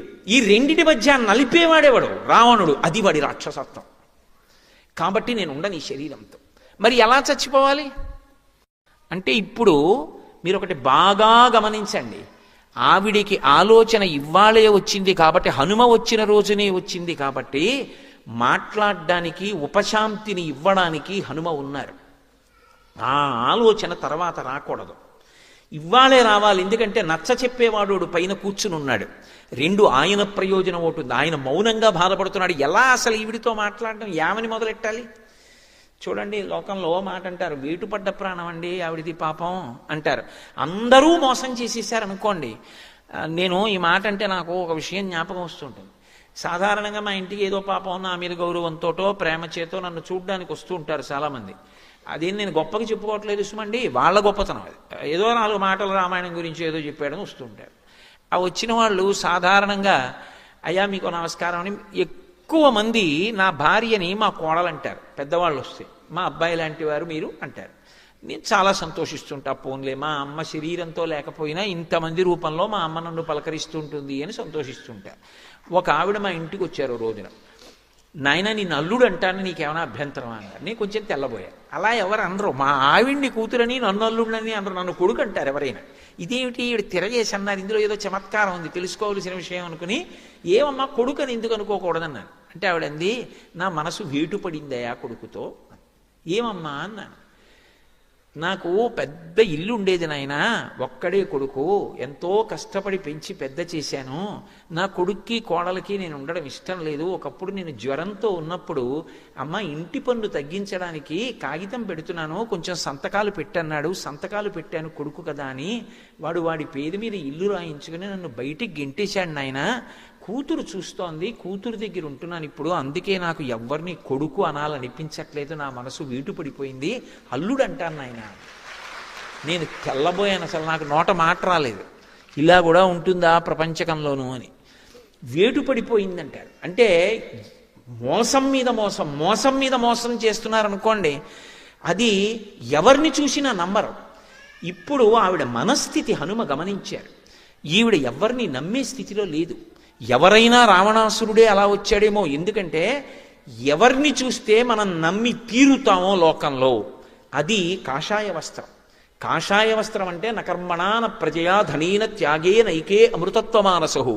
అటువంటి కాషాయం బట్ట కట్టుకున్న వ్యక్తి కనపడితే ఈయన వలన మనకి ఏ అపకారం ఉండదో అని వెంటనే నమ్ముతాం. ఈ దేశానికి ఉన్న గొప్పతనం అది. అటువంటిది కాషాయం బట్ట కట్టుకుని వచ్చి అపహరించాడు ఆవిడ, పరివ్రాజకుడిగా వచ్చి అపహరించాడు. ఇప్పుడు ఆవిడ మనసు ఎంత వేటు పడిపోయి ఉంటుంటుంది. పైగా అసలు మాట్లాడడానికి మనిషి లేడు, ఆ పిరికితనం ఎంత ఎక్కువైపోయి ఉంటుంది. రామకథా సౌందర్యంగా ఆలోచించండి. ఆవిడ లోకమాత, ఆవిడ లక్ష్మీదేవి, ఆవిడ లలితాదేవి, అవి కాసేపు పక్కన పెట్టండి. రామకథా సౌందర్యంగా ఆలోచించండి. ఇప్పుడు ఇవాళ నేను వెళ్ళిపోతే రేపొద్దున్న ఎప్పుడైనా ఈ ఆలోచన వస్తే, నేను మీతో అన్నాను కదా, ఆపద ఇవ్వవలసిన వాడు ఆపద రాకుండా ముందు ఆలోచించాలి, అది భగవంతుడంటే. ఆవిడికి ఇప్పుడు ఇంత పెద్ద ఆలోచన వచ్చేసింది. పతివ్రతాత్వం విఫలం మమేదం కృతం కృతఘ్నేష్వ మనుషాణం అని. ఈ ఆలోచన ఇవ్వాలే వస్తే హనుమ ఉండగా హనుమ జోక్యం చేసుకుని శాంతినిచ్చి పెడతారు. ఆ తర్వాత అటువంటి ఆలోచన రాదు. రెండు, హనుమకి మాట్లాడడానికో మంచి అవకాశం తనంత తాను అకస్మాత్తుగా వచ్చేస్తుంది. మాట్లాడి ఉంగరం ఇవ్వాలి తప్ప మాట్లాడకుండా చటుక్కున ఉంగరం ఇస్తే ఆవిడ నమ్మే స్థితిలో లేదన్న విషయం హనుమకు అర్థమవుతోంది. ఇది సౌందర్యం సుందరకాండలో. ఇదన్నీ మహర్షి వర్ణిస్తారా? మీరు రామాయణం చదివినప్పుడు ఇంతకన్నా ఉత్కంఠతో కూడుకున్న సన్నివేశం ఏముంటుంది నాకు చెప్పండి. అసలు అంత రసపట్టు, అబ్బా ఎంత ఉద్విగ్నత. ఆకలిసేస్తున్నా సరే భార్య భోజనం వడ్డించి మొట్టమొదటిసారి సుందరకాండ జరుగుతున్నాడు అనుకోండి, ఏమంటే వడ్డించేశానంటే ఉండు కాసేపు ఏం పర్వాలేదు దిక్కుమాల భోజనం రోజు చేసేది అని చదువుతాడు తప్ప ఆపగలడా? అంత అద్భుతమైన రచన. ఇవన్నీ ఎక్కడ మహర్షి చెప్పరు. ఆంతర విషయాలు మనం అర్థం చేసుకోవాలి. అందులో ఉన్న సౌందర్యాన్ని. ధర్మం కోసం కొట్టుకుంటున్నారు ఎవరైనా మనం ఎలా తప్పించుకుపోయి సుఖాలను అనుభవిద్దామని ఆలోచించట్లేదు. అది సౌందర్యం. ఇప్పుడు అని ఆ తల్లి ఆలోచించింది, మరి ఎలా చచ్చిపోవడం నేను? ఆ ఆలోచన ఇవ్వాలే రావాలి. మళ్ళీ చెప్తున్నా. తర్వాత వచ్చిందనుకోండి, ఏమైనా జరగచ్చు. హనుమ జోక్యం చేసుకోవాలంటే ఇవ్వాలే. అది భగవంతుడి యొక్క నిర్ణయం. ఆయన ధర్మాన్ని కాపాడడానికి అలా ఆలోచన చెయ్యకపోతే ఈశ్వరుడు ఉన్నాడన్న నమ్మకం లోకానికి కుదరదు. కాబట్టి ఇప్పుడు ఆవిడంది, నాకు ఎటూ కత్తిచ్చేవాడు లేడు, నాకు ఎటూ విషమిచ్చేవాళ్ళు లేరు, మరి దేని చేత చచ్చిపోవాలి అంటే తనకి పొడుగైనటువంటి తన కేశపాశం తనకి గుర్తొచ్చింది. కేశపాశం గుర్తు రావడం ఎందుకు అంటే, ఇక్కడ నన్ను మీరు మన్నించవలసి ఉంటుంది. ఒక్క మాట నేను చెప్పకపోతే బాగుండదు. చెప్పడానికి నాకు మనసు నిజానికి రాదు. స్త్రీ యొక్క దీర్ఘ కేశపాశము పురుషుణ్ణి మోహింపచేస్తుంది. ఇంత దీర్ఘ కేశపాశం ఉండడం వల్లే కదూ పరపురుషుడు మోహించి నా వెంటబడ్డాడు. ఇదే నా మరణానికి కూడా కారణం కావాలి. ఇది నన్ను మానసికంగా చంపేసింది. ఎందుకంటే నోరెత్తితే ఆ మాట వాడుతుంటాడు. ఏకవేణి ధరాశయ్యాం ఝానం మలినమం బవరం, పెద్ద పొడుగైన జడుంది నీకంటూ ఉంటాడు. అది ఆవిడ మనసుకి క్లేశం. అది అనవలసింది రాముడు. వీడేవాడు.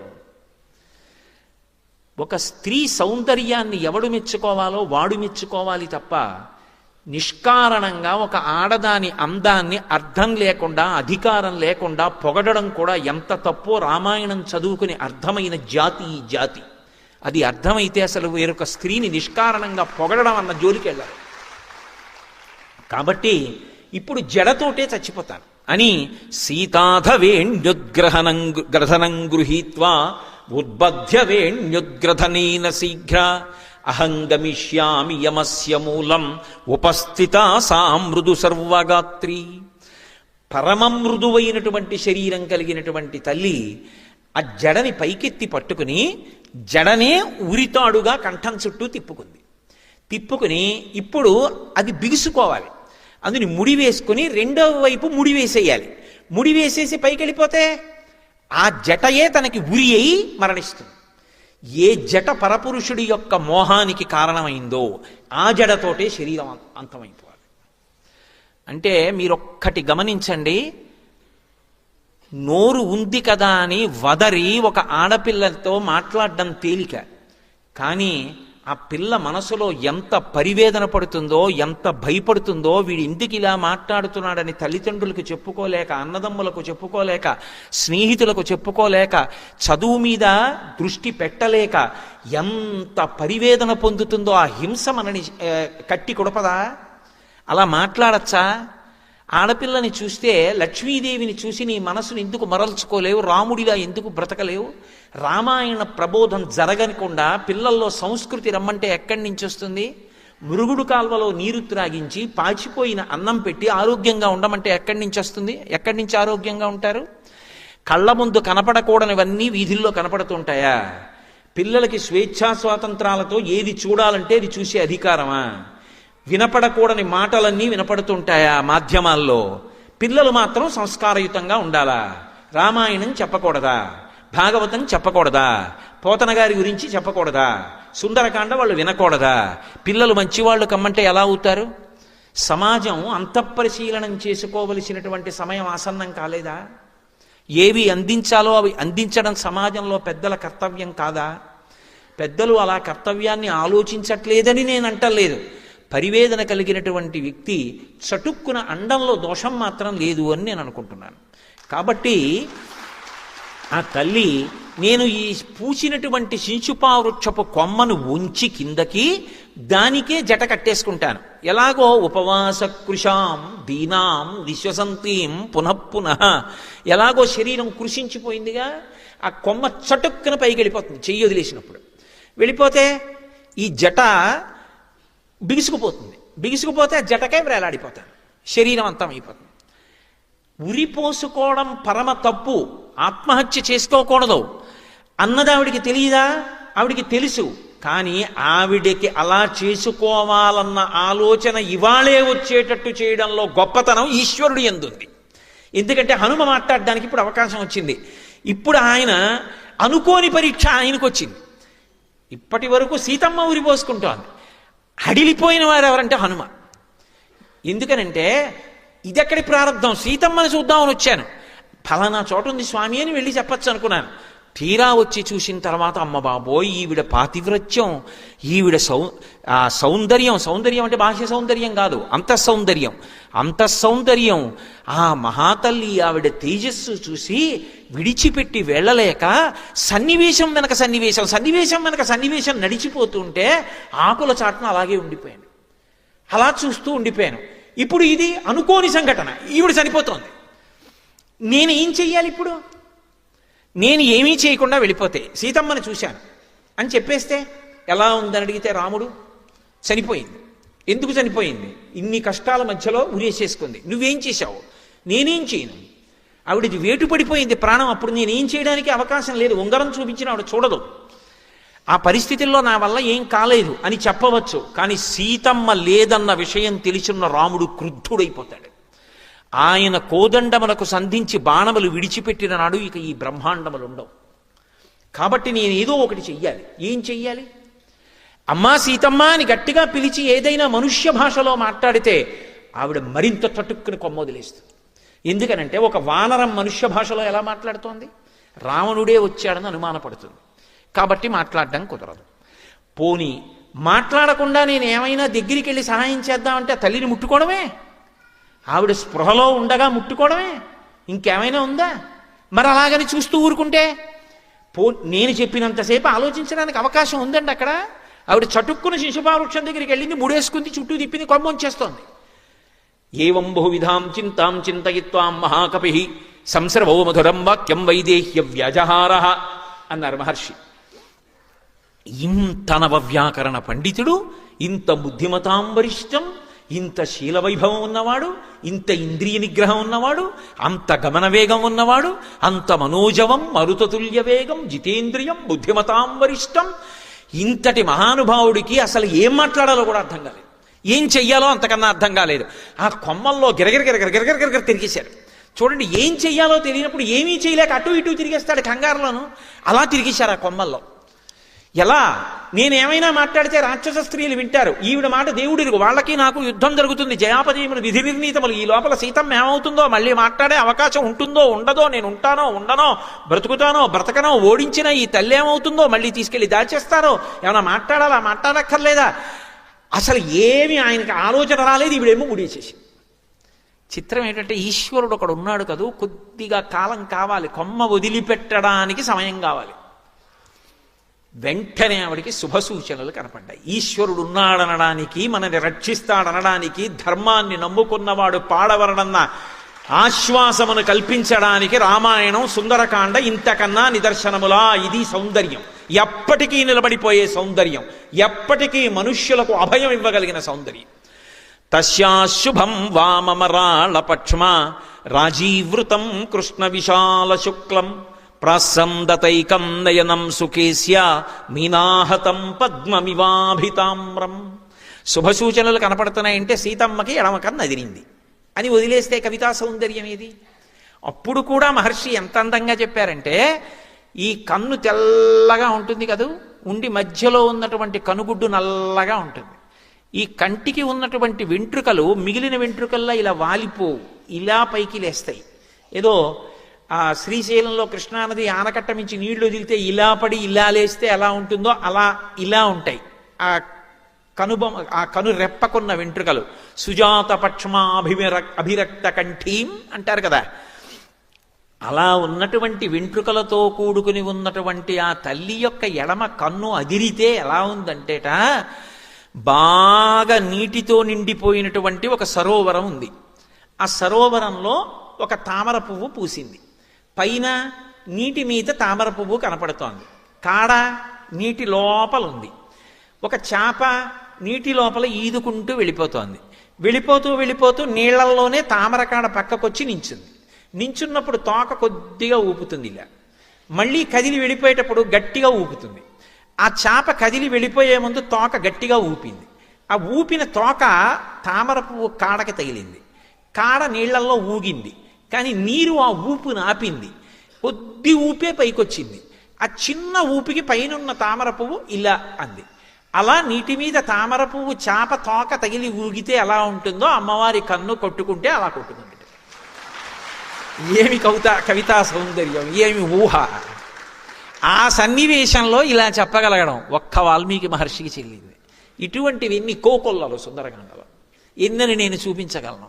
వెనక కథ తరుగుతూ ఉంటుంది, రేపటి రోజుతో ఆఖరు పూర్తి చెయ్యాలి. తస్యాశుభం వామమరాళపక్ష్మ రాజీవృతం కృష్ణ విశాల శుక్లం ప్రాసందతైకం నయనం సుకేశ్య మీనాహతం పద్మమివాభితామ్రం. ఆ పువ్వు ఎలా కదులుతుందో అలా అమ్మవారి కన్ను కొట్టుకుందిట. కన్ను అదిరింది, ఎడమ భుజం అదిరింది, ఎడమ తొడ అదిరింది, కట్టుకున్న చీర కొద్దిగా జారినట్టు అనిపించింది. అమ్మవారికి వెంటనే ఆలోచన కలిగింది, కాదు నాకేదో శుభం ఉంది. త్రిజట చెప్పింది, ఇప్పుడు ఉరిపోసుకుందామంటే వద్దు అన్న సంకేతాలు కనపడుతున్నాయి. శకున శాస్త్రానికి ఒక ప్రామాణ్యం ఉంది. ఈశ్వరుడు హెచ్చరిక చేయవలసి వచ్చిందనుకోండి, శంఖచక్ర గదాపద్మాలు అట్టుకుని వచ్చి చెప్పడం, ఒక శకున రూపంలో చెప్తాడు. మీరు రామాయణాన్ని శకున శాస్త్రంగా చదివితే అంతా శకున శాస్త్రం. అందులో యుద్ధకాండలో ఒక్కొక్క వీరుడు బయటకు వస్తుంటే శకునాలు చూపిస్తారు. కాబట్టి నాకు శుభశకునాలు కనపడుతున్నాయే, నాకు ఇంకా ఏం శుభం మిగిలిందని కొద్దిగా ఆగింది. ఈలోగా పైనున్న ఆయనకి అవకాశం దక్కింది. చూడండి, చిన్న బ్రీదింగ్ టైం దొరికితే చాలండి అంటుంటాడు ఒక్కొక్కడు. అలా ఆయనకు కొద్దిగా సమయం దొరికింది. ఇప్పుడు ఆయన వెంటనే ఆలోచించాడు. ఇక్కడ మీరు ఒకటి గమనించాలి, హనుమ చెప్దామని చెప్పట్లేదు. ఆయనకు వచ్చిన ఆలోచన ఏమిటంటే, ఇప్పుడు ఈవిడ ఉరి పోసుకోకుండా ఆగాలంటే ఒక్కటే, రామ రామ రామ రామ రామ రామ అంటే అయిపోతుంది. ఎందుకంటే ఈవిడికి అసలు ఆ రామ అన్న నామం అన్నా రాముడు అన్నా అంత భక్తి. అది వినపడితే చాలు. అది వినపడకి ఇలా అయిపోయింది. అది వినపడితే చాలు. చూడండి, ఓ మాట అంటుంటారు, ఈవిడికి మళ్ళీ అన్నదమ్ములు అక్క చెల్లెళ్ళు అందరూ కనపడి 10 రోజులు అందరిలో సరదాగా తిరిగితే ఆరోగ్యం వస్తుందండి. మానసికంగా బెంగ పెట్టుకుంది, శారీరకంగా ఏం లేదు అంటారు. ఏదో పిల్ల పెళ్ళి కొత్తగా అమెరికా వెళ్ళిపోయింది అనుకోండి, ఓ 6 నెలలకి దిగులు పడిపోయింది అనుకోండి, ఆ పుట్టిల్లు అవి అన్నీ గుర్తొచ్చి ఒక్కసారి వాళ్ళ పుట్టింటికి పంపించండి, ఓ నెలలాళ్ళు వాళ్ళందరితో సరదాగా తిరిగి వచ్చేస్తే సంతోషంగా ఉంటుంది. అంటే మీరు లేకుండా ఎలా అంటే విసుక్కోకూడదు. ఎంత ఆర్ద్ర హృదయం. 6 నెలలైంది పెళ్ళై, నన్ను వదిలి వెళ్ళలేదు. పాపం మనసులో పుట్టి పెరిగిన స్థలం కదా, దిక్కుమాలిన ఉద్యోగం కోసం వెంపర్లాడిపోక్కర్లేదు, ఓ నెల సెలవు పెట్టి తీసుకుని వెళ్ళాలి మళ్ళీ ఇండియా. అది కాదు భర్తృత్వం అంటే. అది లేకపోతే ఎలా భర్తృత్వం? కాబట్టి ఇప్పుడు ఆమెకి శుభం ఉన్నది అంటే రామకథ చెప్పాలి. ఆమె ప్రాణమంతా ఏమిటి? రాముడే. అందుకే కదూ అంది, అనన్య దైవత్వమియం క్షమాచ, నాకు దైవం అంటే రాముడే అంది. కాబట్టి నేను రామకథ చెప్పేస్తాను. రామకథ చెప్పేస్తాను, ఆయనకి సంకల్పం కూడా లేదు. ఆయనకి అసలు ఏం చెప్పాలో తెలియని సందర్భం అనుకోండి, రామకథ చెప్పేస్తారు. ఇది నిజం తెలుసా అండి? రామాయణం చదివి కొంచెం రామాయణంతో స్పర్శ ఉందనుకోండి, అకస్మాత్తుగా మనం ఏదో విందాం అని చెప్పి ఏ గాన కచేరీకో ఏ నృత్యం చూద్దామని సభలోకి వెళ్ళి కూర్చున్నారనుకోండి, అస్తమానం ఉపన్యాసాలు చెప్పేవాడు సభలో కనపడ్డాడు అనుకోండి, చటుక్కుని ఏం చేస్తారంటే ఫలానా ఆయన వచ్చాడు, ఒక్క 5 నిమిషాలు దీని మీద మాట్లాడతారంటాడు. 5 నిమిషాలు దీని మీద మాట్లాడతారంటే ఆయన ఏం మాట్లాడదామని వచ్చాడా, చూద్దామని వచ్చాడు. అప్పుడు వెంటనే ఉత్తర క్షణంలో ఉండండి, మళ్ళీ ఇంటికి వెళ్ళి పుస్తకం చూసి వస్తాను అనగలడా? అప్పుడు ఆయనకి ఆధారం ఏమిటి? ఆయనకి ఎప్పుడూ మనసులో సిద్ధంగా ప్రీతిపాత్రంగా ఉండేది ఏది ఉంటుందో అది చెప్పేసి ఇవన్నీ ఆయన ప్రీతికి పనికొస్తాయి అని దిగిపోతాడు కదా. భగవంతుడి ప్రీతికి ఇవన్నీ ఎంతో మంచివి. మంచి పాట పాడుకున్నారనుకోండి, పరవశించిపోయారనుకోండి, సంగీతానికి అమ్మవారు సంతోషిస్తుంది. సమగాన ప్రియ అని అమ్మవారి గురించి 4 మాటలు చెప్పేసి, కాబట్టి తల్లి ఇంత గొప్పగా పాడుతున్నారు, ఈ పాట చేత ఈవిడ తరిస్తారనడంలో సందేహం లేదు, అమ్మవారిని చేరుకోవడానికి అందరూ సంగీతం నేర్చుకోవాలి అని చెప్పి దిగిపోతాడు. ఎంత బాగా మాట్లాడారండి అంటాడు. ఇంత బాగా మాట్లాడారండి కాదు, ఆయనకి మాట్లాడడం ఏం చెప్పాలో తెలియకి చెప్పాడు. అంటే ఆయనకి అదే వచ్చేస్తుంది బుర్రలోకి, ఎందుకంటే ఆయనకి ఎప్పుడు అదే అలవాటు, మరి అదే మాట్లాడతాడు, అది తప్ప ఇంకోటి మాట్లాడ్డా ఆయన, అందుకని అదే మాట్లాడతాడు. మళ్ళీ హనుమకి కూడా మనసులో ఎవరుంటారంటే రాముడే ఉంటాడు. సీతమ్మకి ఎలాగో హనుమకి కూడా అంతే. అందుకని ఆయన కూడా ఏం చెప్తారు? అది సందర్భమా అనవసరం, రామకథే చెప్తారు. అందుకని ఆయన ఉత్తరక్షణం ఏమం బహువిధాం చింతాం చింతయిత్వాం మహాకపి సంసర్భో మధురం వాక్యం వైదేహ్య వ్యాజహార. కావ్య సౌందర్యం, చచ్చిపోయే వాళ్ళని కూడా బ్రతికించగలిగినటువంటి కథ రామకథ, మృత సంజీవని. సుందరకాండలో రాముడు కనబడడు, రామకథ వినబడుతుంది 1కి 10 మార్లు. అందుకని రామకథ చెప్పడం మొదలుపెట్టారు. ఎలా అంటే ఆవిడ వినాలి, ఆవిడ చెవిలో పడాలి, ఆవిడ అనురక్త కావాలి. అనురక్త కావాలి అంటే అమ్మ రాముడు ఉన్నాడమ్మా నన్ను పంపించాడమ్మా అంటే నమ్మదు. ఆవిడ ముందు నమ్మేదాంతో మొదలెట్టాలి. నమ్మేదాంతో మొదలెట్టి ఆవిడికి తెలియంది చెప్పాలి. అప్పుడు అంటే ఇప్పుడు ఆవిడికి ఆశ్వాసం కుదురుతుంది. ఓ ముందుని చెప్పాడు, నమ్మకంగా ఉంది, ఇది కూడా నిజమేమో అనే అనుమానం వచ్చి ఆగుతుంది కాస్త నిర్ధారణ చేసుకోవడానికి.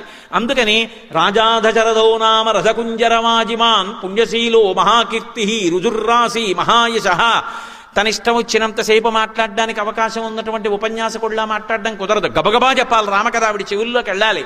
పూర్వం ఇక్ష్వాకు వంశంలో పుట్టినటువంటి మహాకీర్తివంతుడు ధర్మాత్ముడైనటువంటి దశరథ మహారాజు గారు అనేటటువంటి రాజు చతురంగ బలాలతో, గజబలంతో, అశ్వబలంతో, సైన్యబలంతో రాజ్యాన్ని పరిపాలన చేస్తూ ధర్మాత్ముడై ఆ వంశానికి ఎంతో పేరు ప్రఖ్యాతులను సంపాదించినటువంటి వాడు ఉండేవాడు. ఆయనకి పెద్ద కుమారుడైనటువంటి రామచంద్రమూర్తి అపారమైనటువంటి ధర్మనిష్ట కలిగినటువంటి వాడు. తండ్రి అయినటువంటి దశరథ మహారాజు గారి ఇచ్చినటువంటి మాట నిలబెట్టడం కోసం, ఆయన్ని సత్యవాక్యమునందు నిలబెట్టడం కోసం భార్య అయిన సీతమ్మతో, తమ్ముడైన లక్ష్మణస్వామితో కలిసి అరణ్యవాసం చేయడానికి దండకారణ్యానికి చేరుకుంటే, ఆయనకి ప్రియమైన ఇల్లాలైన సీతమ్మని తెలదగలిగినటువంటి రాక్షసుడు రావణాసురుడు అపహరించి తీసుకొచ్చి సీతమ్మని లంకాపట్టణంలో పెట్టాడు. తర్వాతి కాలంలో రామచంద్రమూర్తి అరణ్యవాసం చేస్తూ సీతమ్మని అన్వేషిస్తూ వెడుతుండగా సుగ్రీవుడితో చెలిమి కుదిరి, ఆ సుగ్రీవుడి సీతమ్మ జాడ కనిపెట్టడానికి దశ దిశలకి వానరుల్ని పంపిస్తే దక్షిణ దిక్కుకి అంగదుడి నాయకత్వంలో వచ్చినటువంటి వానర సమూహములలో ఒకడనైన నేను నిన్న రాత్రి 100 యోజనముల సముద్రాన్ని దాటి వచ్చి రాత్రంతా లంకాపట్టణాన్ని వెతికి ఈ శిశుపా వృక్షం మీద కూర్చుని తెల్లవారుధామున సీతమ్మ తల్లి యొక్క దర్శనాన్ని పొందాను. ఈవిడే సీతమ్మ అని ఎలా తెలుసుకున్నాను అంటే, యథారూపాం యథావర్ణాం యథాలక్ష్మీం చరిష్యతాం మశ్రౌషం రాఘవస్యాహం సేయమాసాదితామయ.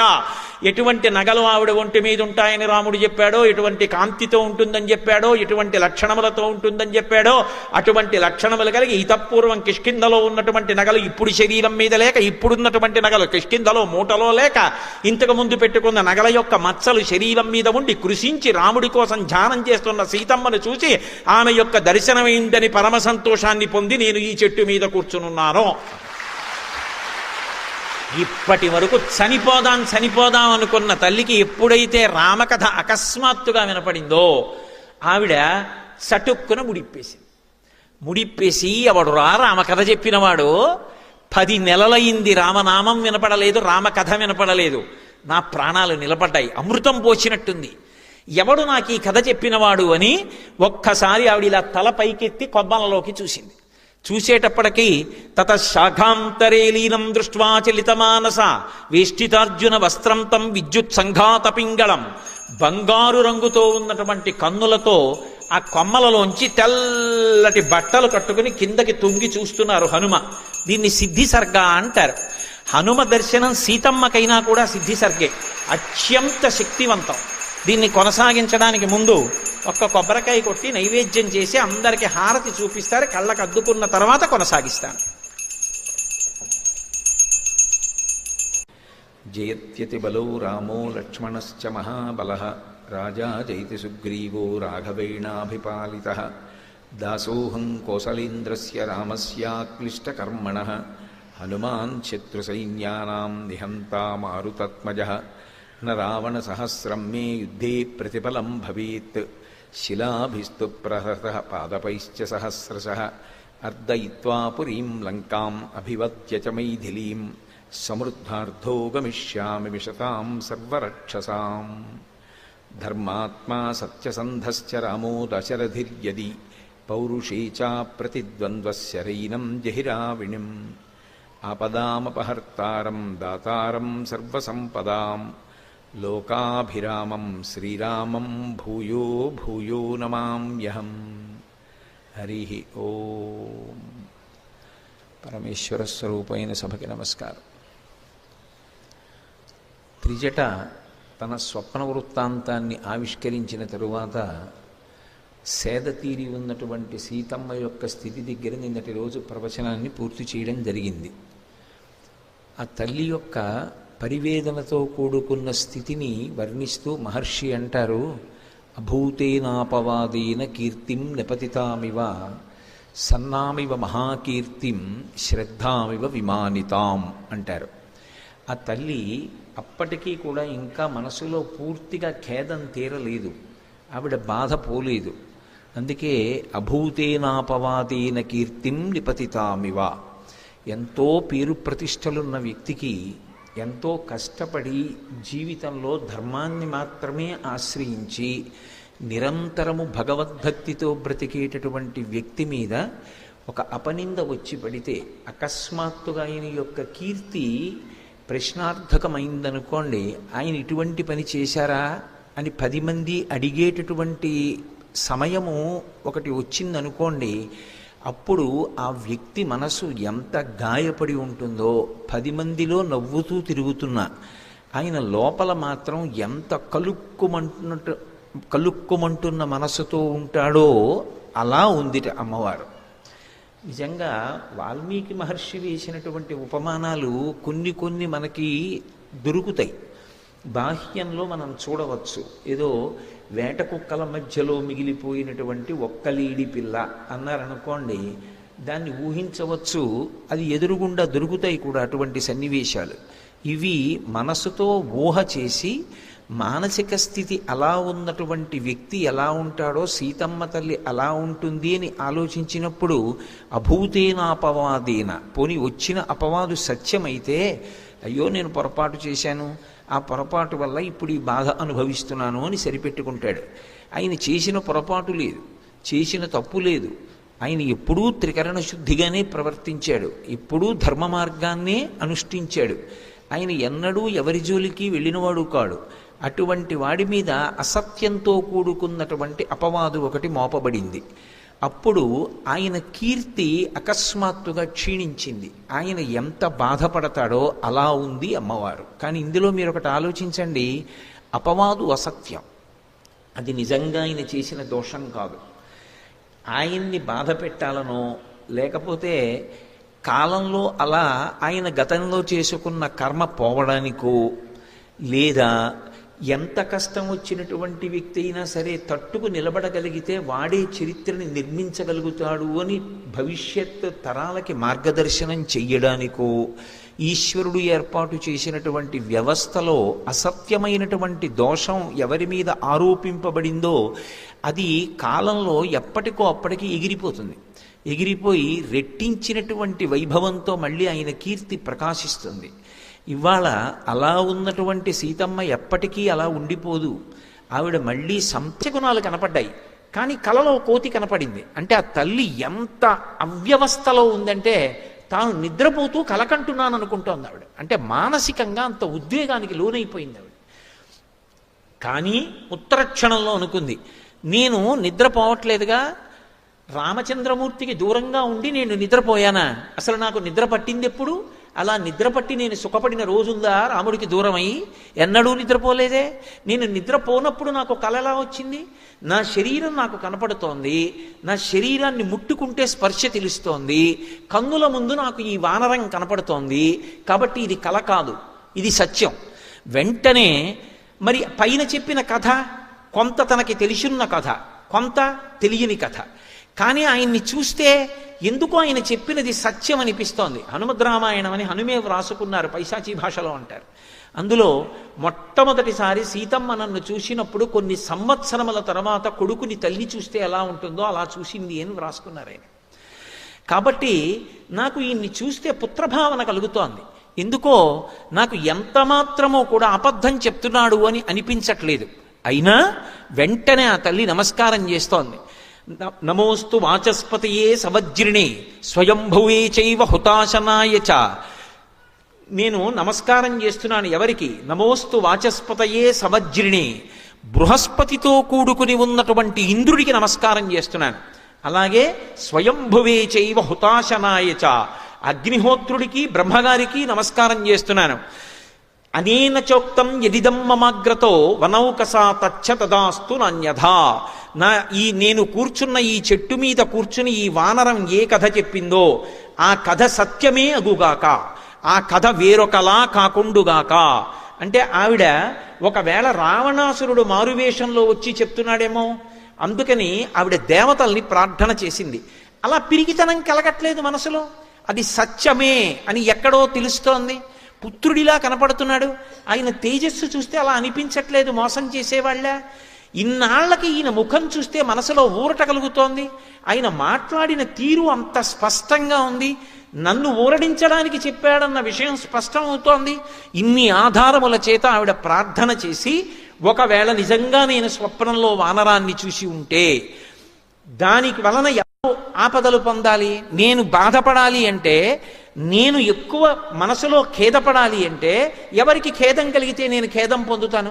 రాముడికి ఖేదం కలిగితే నాకు ఖేదం, లక్ష్మణస్వామికి ఖేదం కలిగితే నాకు ఖేదం, నన్ను కన్న తండ్రి జనక మహారాజు గారికి ఖేదం కలిగితే నాకు ఖేదం. అందుకని స్వస్యస్సు రామాయ సలక్ష్మణాయ తథాపితుర్మే జనకస్య రాజ్ఞః.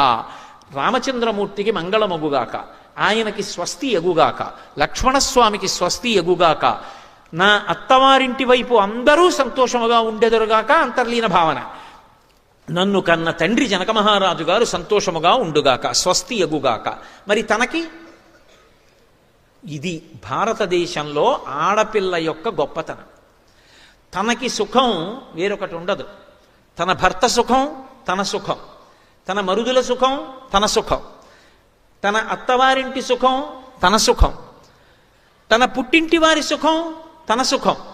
అందుకే ఎంత విచిత్రంగా ఉంటుందంటే, ఇక్కడ పెరిగిన పిల్ల అక్కడికెడుతుంది, ఏమిటో అక్కడ బంధుత్వాలు కొత్తగా తెలుసుకుంటుంది. తెలుసుకుని అందరూ నా వాళ్ళే, నా మరిది, నా తోడికోడలు, మా పినమామగారు, మా పెదమామగారు. ఎంత అల్లుకుపోతుందో! పురుషుడు అలా అల్లుకోలేడు, బంధువులింటికి వెళ్ళినా అలా కలిసిపోలేడు. ఆడపిల్ల ఎంత తేలికగా ఏదో బాతు నీళ్లల్లో వదిలేస్తే ఈ దేశినంత తేలికగా అత్తవారింట్లో ఉంచేసుకుంటుంది. అలా ఉంచేసుకుని ఆమె పడే బాధల్లా ఒక్కటే, నేను అంత ప్రేమగా చూస్తాను వాళ్ళు నన్ను అలా ఎందుకు చూడరు అంటుంది. ఎంత బేలతనం నిజంగా ఆడపిల్లది అనిపిస్తుంది. అదే ఎంత ఐశ్వర్యం ఉన్న ఇంటిని మెట్టనివ్వండి, ఇది నాది అని చెప్పడానికి అధికారం పొందింది. పుట్టిల్లు అంత ఐశ్వర్యవంతమైన ఇల్లు కాదు, కానీ అన్నదమ్ముడు ఏదో శుభకార్యం చేసుకుంటున్నాడంటే నెలలు నెలలు కష్టపడి ఉండిపోతుంది ఆ అన్నదమ్ముడి కోసం. ఎంత ప్రేమో పుట్టినిళ్ళంటే, తోబుట్టువులంటే. ఆ తోడబుట్టినవాడు శుభకార్యం చేసుకుంటే పీటల మీద కూర్చొని ఉండగా మంగళహారతి ఇవ్వడానికి మురిసిపోతుంది నా హక్కని. పీటల మీద కూర్చుంటే ఏమిటో వెనకాతల కూర్చుని ఆ బొగ్గం చొక్క పెట్టి ఆ జుత్తు సరిచేసి ఆ పంచె సరిచేసి ఏమిటో అది తనకి జన్మలో పొందిన గొప్ప అనుగ్రహం అనుకుంటుంది, ఈశ్వరుడిచ్చిన భాగ్యం అనుకుంటుంది. ఆ మంగళహారతి ఇచ్చినప్పుడు పళ్ళెల్లో ఓ 100 రూపాయలు వేస్తే ఆమెకి కోట్లు ఉన్నాయి భర్తకి. ఈ 100 రూపాయలు పదిలంగా పట్టుకెళ్ళి మా అన్నయ్య ఇచ్చాడు, మా అన్నయ్య ఇచ్చాడు, మా అన్నయ్య ఇచ్చాడని దాచుకుంటుంది. ఓ 100 రూపాయలు నేత చీర పెడితే ఆ చీర కట్టుకుని మా అన్నయ్య ఇచ్చిన చీర, మా అన్నయ్య ఇచ్చిన చీర అంటుంది. ఆడపిల్ల హృదయానికి ఉన్న సౌకుమార్యం నిజానికి పురుషుడికి ఎక్కడుంది? అందుకే లోకంలో 3 వానల్లో ఒక వాన దేని వలన పడుతుంది అంటే సౌశీల్యవతులైనటువంటి స్త్రీల వలన ఒక వర్షం పడుతుంది. ఒక వర్షం రాజు యొక్క ధర్మం వలన పడుతుంది.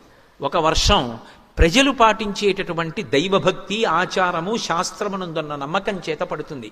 కాబట్టి ఒక వర్షాన్నే నిర్ణయించగలదు స్త్రీ, 2 వంశములను ఉద్ధరించగలదు. వాళ్ళ సుఖం తన సుఖం తప్ప తనకంటూ వేరే సుఖం ఉంది అని ఆలోచించదు. సీతమ్మ సమస్త స్త్రీజాతికి ప్రతినిధిగా అంత కష్టంలో కూడా అమ్మయ్యా నాకు బాగుండాలనలేదు, రాముడు బాగుండాలి, లక్ష్మణస్వామి బాగుండాలి, జనక మహారాజు గారు బాగుండాలి.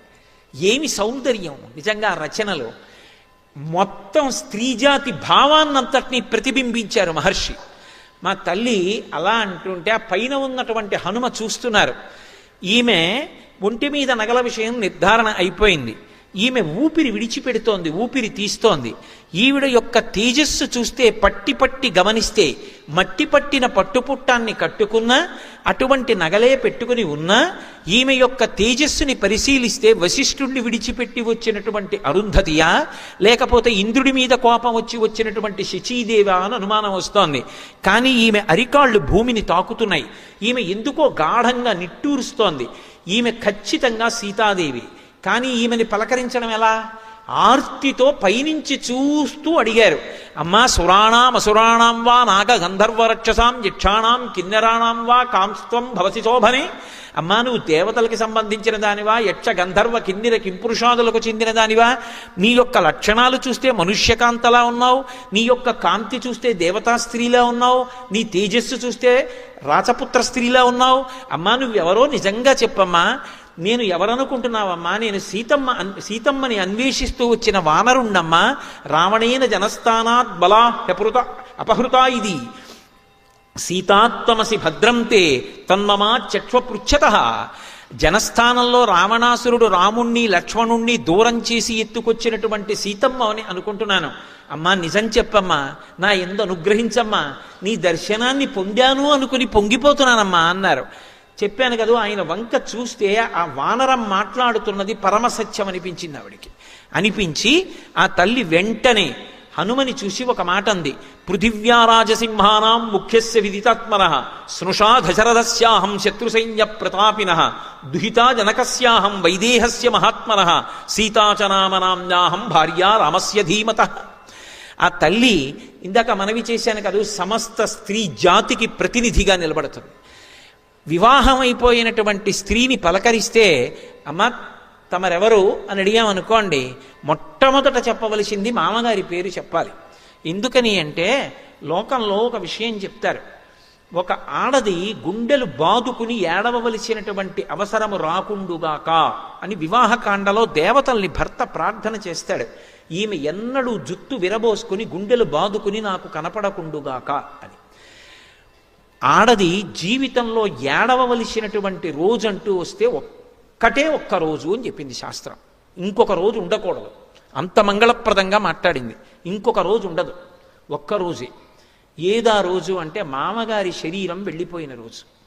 ఎందుకని అంటే మామగారి కన్నా రక్షకుడు లోకంలో ఉండట.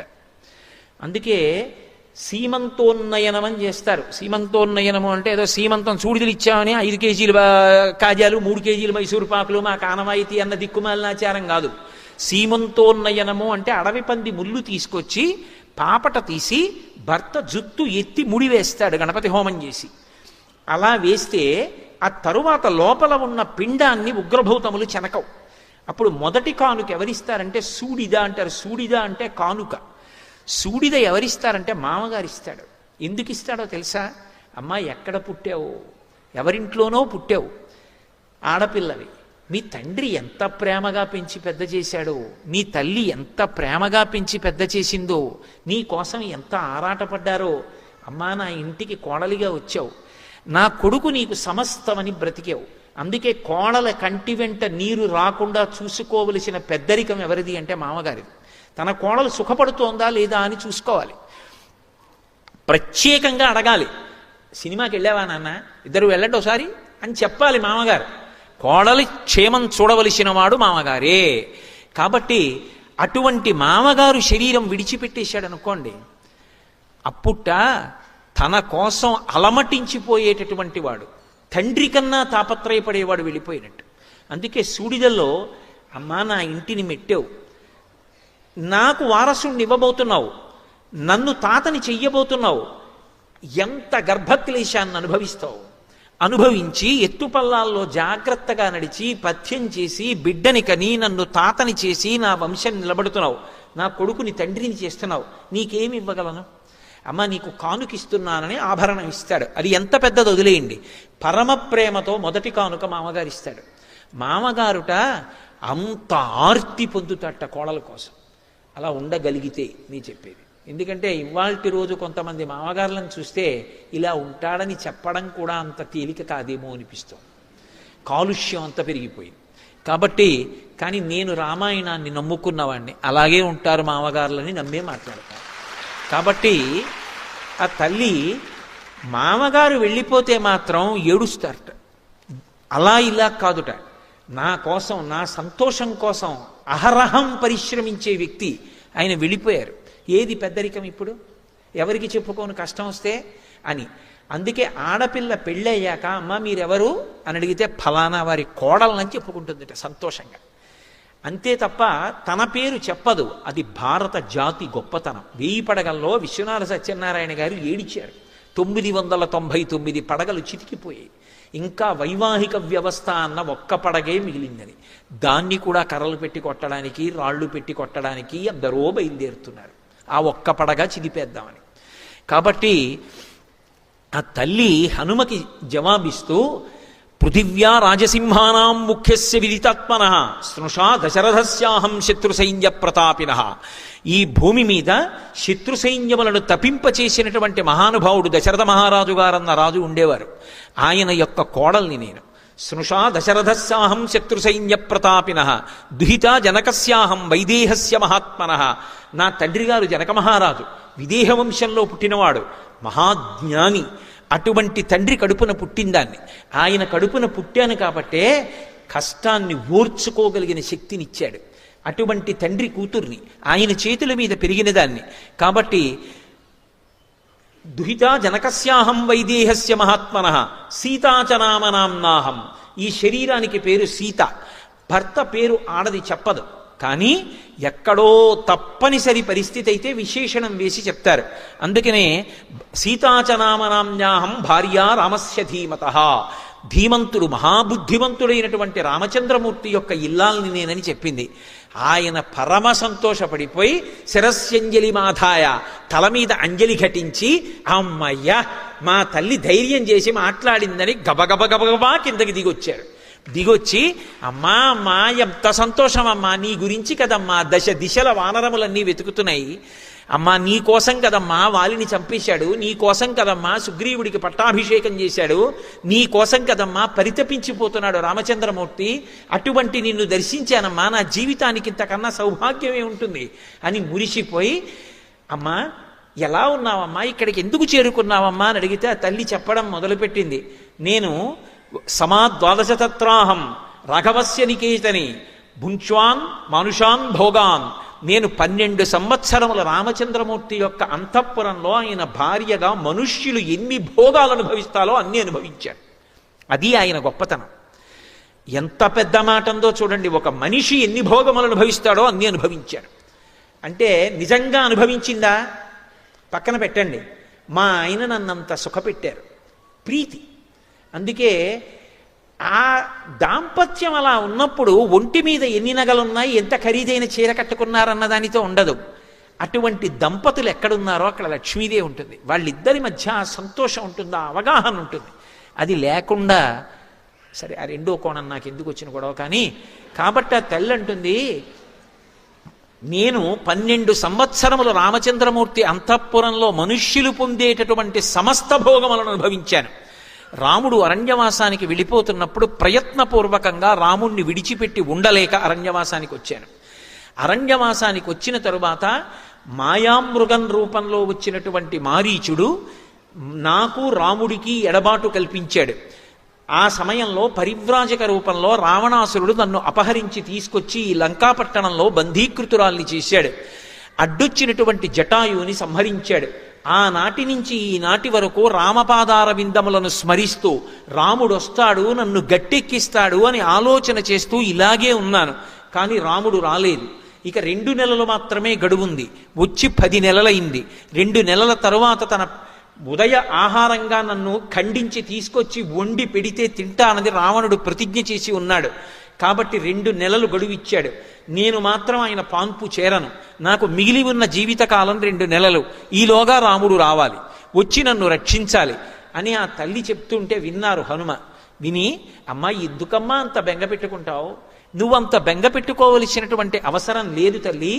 నీ కోసమని చెప్పి రాముడు చెయ్యనటువంటి ప్రయత్నం లేదు, అంత ప్రయత్నం చేస్తున్నాడు అని ఆయన రాముడి గురించి చెప్తుంటే ఆ తల్లికి అనుమానం వచ్చింది. నేను చనువిచ్చి ఇతనెవరో కూడా పూర్తిగా తెలుసుకోకుండా రాముడి గురించి మాట్లాడుతున్నాడని నమ్మాను.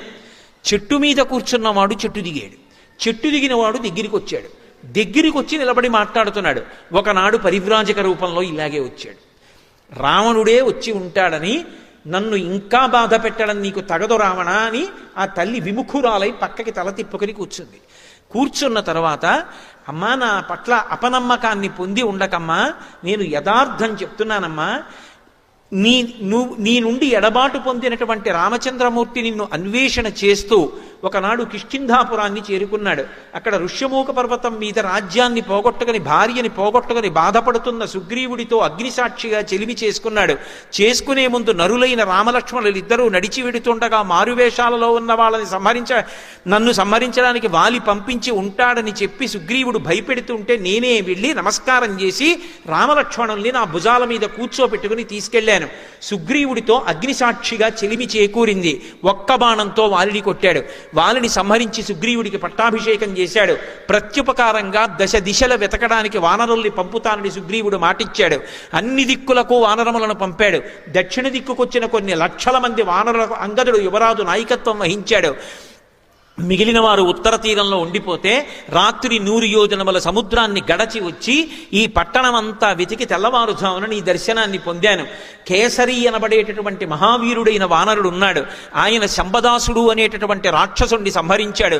ఆ కేసరి యొక్క భార్య అయిన అంజనాదేవి యందు వాయుదేవునికి ఔరసపుత్రుడిగా జన్మించిన వాణ్ణి. నేను పుట్టినప్పుడు నా ఎడమ దవడ ఇంద్రుడిపై చేత విడువబడిన వజ్రం చేత కొట్టబడింది కాబట్టి సొట్టబడిన హనుములు కలిగిన వాడిని కాబట్టి నన్ను హనుమ అని పిలుస్తారు. అమ్మా నా పేరు హనుమ, ఆశ్వాసమును పొందమ్మా, నన్ను నమ్ము. రామచంద్రమూర్తి యొక్క దాసానదాసుణ్ణి, రాముడు పంపితే వచ్చాను. అమ్మా నేను నీతో పరమ సత్యం చెప్తున్నాను, ఇందులో కించిత్ కూడా అనుమానం లేదు, తల్లి నన్ను నమ్ము అన్నారు. ఆవిడికి నమ్మకం కుదిరింది. నమ్ముతాను కానీ హనుమ, కానీ అసలు వానరులకు నరులకు స్నేహం ఎలా కుదురుతుంది?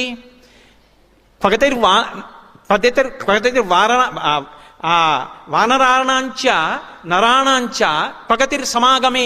వాళ్ళిద్దరూ ఎలా కలుసుకున్నారు?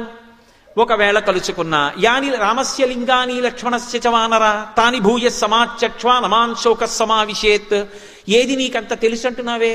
రాముడితో అంత కలిసి ఉన్నానంటున్నావే, లక్ష్మణుడితో అంత కలిసి ఉన్నానంటున్నావే, ఏది నువ్వు కలిసి ఉన్నది నిజమైతే రాముడి యొక్క గుణములు రాముని యొక్క బాహ్యస్వరూపం, లక్ష్మణుని యొక్క గుణములు లక్ష్మణుని యొక్క బాహ్యస్వరూపం చెప్పు చూస్తానంది.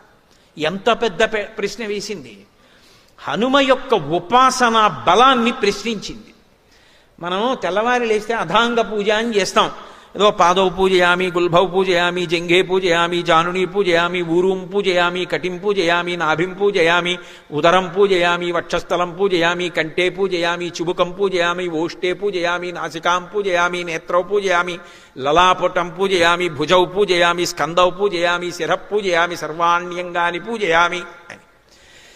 నిజంగా పూజ చేసింది నిజమైతే పువ్వు పాదవు పూజయామి అంటే పాదాలు కనపడాలి, జంఘే పూజయామి ఏదో జానుని పూజయామి మోకాళ్ళు కనపడాలి, ఊరు పూజయామి తొడలు కనపడాలి, కటిం పూజయామి నడుం కనపడాలి, నాభిం పూజయామి బొడ్డు కనపడాలి, ఉదరం పూజయామి పొట్ట కనపడాలి, వక్షస్థలం పూజయామి గుండెలు కనపడాలి, భుజవు పూజయామి భుజాలు కనపడాలి, హస్తవు పూజయామి చేతులు కనపడాలి, కంఠే పూజయామి కంఠం కనపడాలి, చుబుకం పూజయామి గడ్డం కనపడాలి, ఓష్టే పూజయామి పెదవులు కనపడాలి, నాసికాం పూజయామి ముక్కు కనపడాలి, నేత్రే పూజయామి కళ్ళు కనపడాలి, లలాటం పూజయామి లలాటం కనపడాలి, శిర పూజయామి తల కనపడాలి, సర్వాణ్యంగాని పూజయామి పువ్వులు ఇలా విడిచిపెట్టేస్తే పువ్వులు పడుతున్నంత వేగంగా పైనుంచి కిందకు చూడాలి.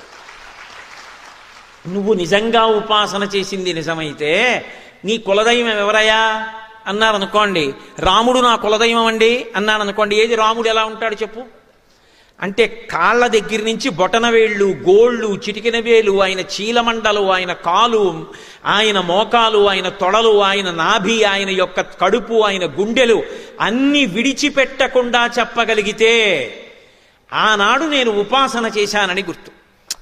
ఏమోనండి నాకు అంత బాగా జ్ఞాపకం ఉండదు, చూస్తాను కానీ గుర్తుండదంటే ఇంకేం ఉపాసన. హనుమ యొక్క ఉపాసన సౌందర్యాన్ని ప్రశ్నించింది అమ్మవారు. ఏది చెప్పు? యాని రామస్య లింగాని లక్ష్మణస్య చవానర. రాముడే కాదు, రాముడు ఉంటే రాముడి పక్కన లక్ష్మణుడు ఉంటాడు, ఇద్దరు ఎలా ఉంటారో తెలియాలి. అంతేకాదు వాళ్ళ గుణాలు ఎలా ఉంటాయో తెలియాలి. ఏది చెప్పు?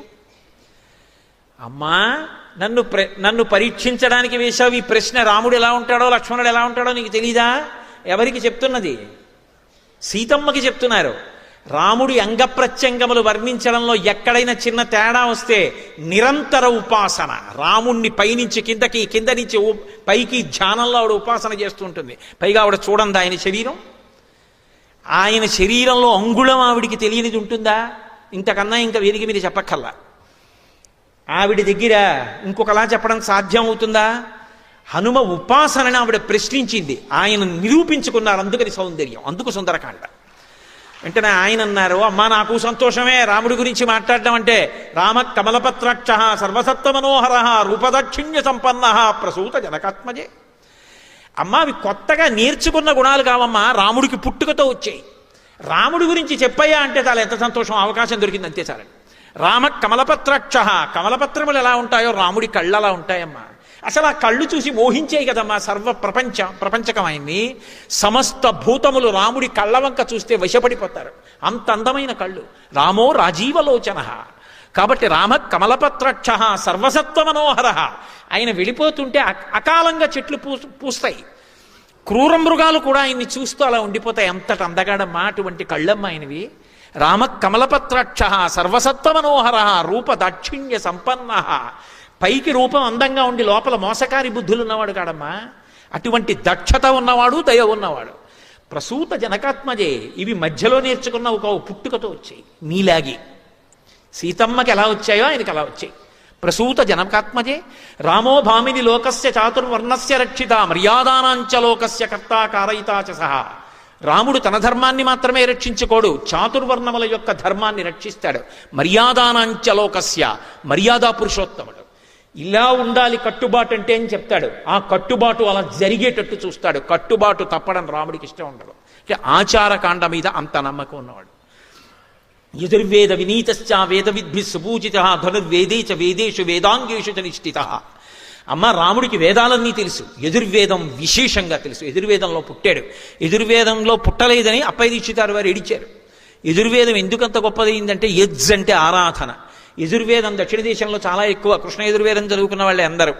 యజుర్వేదం చదువుకుంటే దేవతల్ని ఆరాధించి దేవతల యొక్క అనుగ్రహాన్ని పొందడం తెలుస్తుంది. అందుకే మీరు చూడండి రామాయణంలో లక్ష్మణస్వామి వచ్చి అరణ్యకాండలో మాట అంటాడు, అన్నయ్య పర్ణశాల నిర్మించవన్నావు, పరవానస్మి కాకుత్సా త్రైవర్ష శతం స్థితే స్వయంతు రుచిరే దేశే క్రియాతుమితి మాం వద అన్నాడు అరణ్యకాండ. అన్నయ్య పర్ణశాల కట్టాను, ఎటువంటి లక్షణాలతో ఉండాలో అలా కట్టాను, అన్నయ్య నువ్వు సీతమ్మ లోపలికి ప్రవేశించండి అన్నాడు.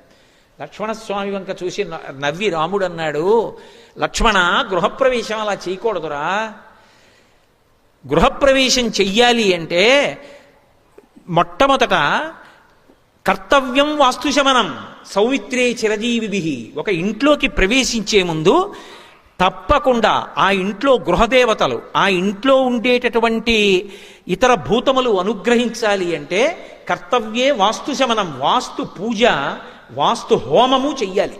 చేసే హోమంలో దేవతలకి హవిస్సు ఇవ్వాలి, దేవతలకి హవిస్సు ఇచ్చి ఇంట్లోకి ప్రవేశించాలి. నాకు ఆ మంత్రములు వచ్చురా, వెళ్ళి నేను పదార్థాలు చెప్తాను పట్రా, హోమం చేసి లోపలికి ఎడదాం అన్నాడు. ఆయన అంతటి యజుర్వేదవేత్త, ఆయనకి తెలియనిదేం లేదు. అందుకని యజుర్వేద వినీతశ్చ వేద విద్భిస్సు పూజిత ధనుర్వేదే చ వేదేషు, ధనుర్వేదం బాగా తెలుసున్నవాడు, వేదాలే కాదమ్మా వేదాంగేషు చ నిశ్చిత, వేదము యొక్క అంగములన్నీ చదువుకున్నవాడు. అందుకే సభలో కాలు మీద కాలు వీరాసనం వేసుకుని అందరికీ పాఠం చెప్తాడు, వేదాంత పాఠం. వైదేహీ సహితం సురద్రుమతలే హైమే మహామండపే మధ్యే పుష్పకమాసనే మణిమయే వీరాసనే సుస్థితం అగ్రే వాచయతి ప్రభంజనసుతే తత్వం మునిభ్యపరం వ్యాఖ్యాంతం భరతాధిభి పరివృతం రామం భజే శ్యామలం. వేదాంత పాఠం చెప్తూ ఉంటాడు. అటువంటి మహానుభావుడమ్మా. కాబట్టి యజుర్వేద వినీతశ్చ వేద విద్భిస్సు పూజిత ధనుర్వేదే చ వేదేషు వేదాంగేషు చ నిశ్చిత తేజసాదిత్య సంకాశ క్షమయా పృథివీ సమః బృహస్పతి సమోబుద్ధ్య యశసా వాసవో సమః. అమ్మ రాముడంటే వేరొక సూర్యుడమ్మ, ఆయన భూమి మీద నడిచి వెళ్ళిపోతుంటే సూర్యుడు ఎడుతున్నట్టు ఉంటుంది. తేజసాదిత్య సంకాశ, ఎక్కడి నుంచి వచ్చిందో తెలుసా తేజస్సు? ధర్మానుష్ఠానం చేత వచ్చిన తేజస్సమ్మ అది. తేజసాదిత్య సంకాశ క్షమయా పృథివీ సమః, భూమికి ఎంత ఓర్పో అంత ఓర్పమ్మ అయింది. ఆయనే కట్టు తప్పితే ఈ లోకాలు నిలబడవు, అందుకు కదమ్మా ఇంకా నిలబడ్డాడు రావణాసురుడు.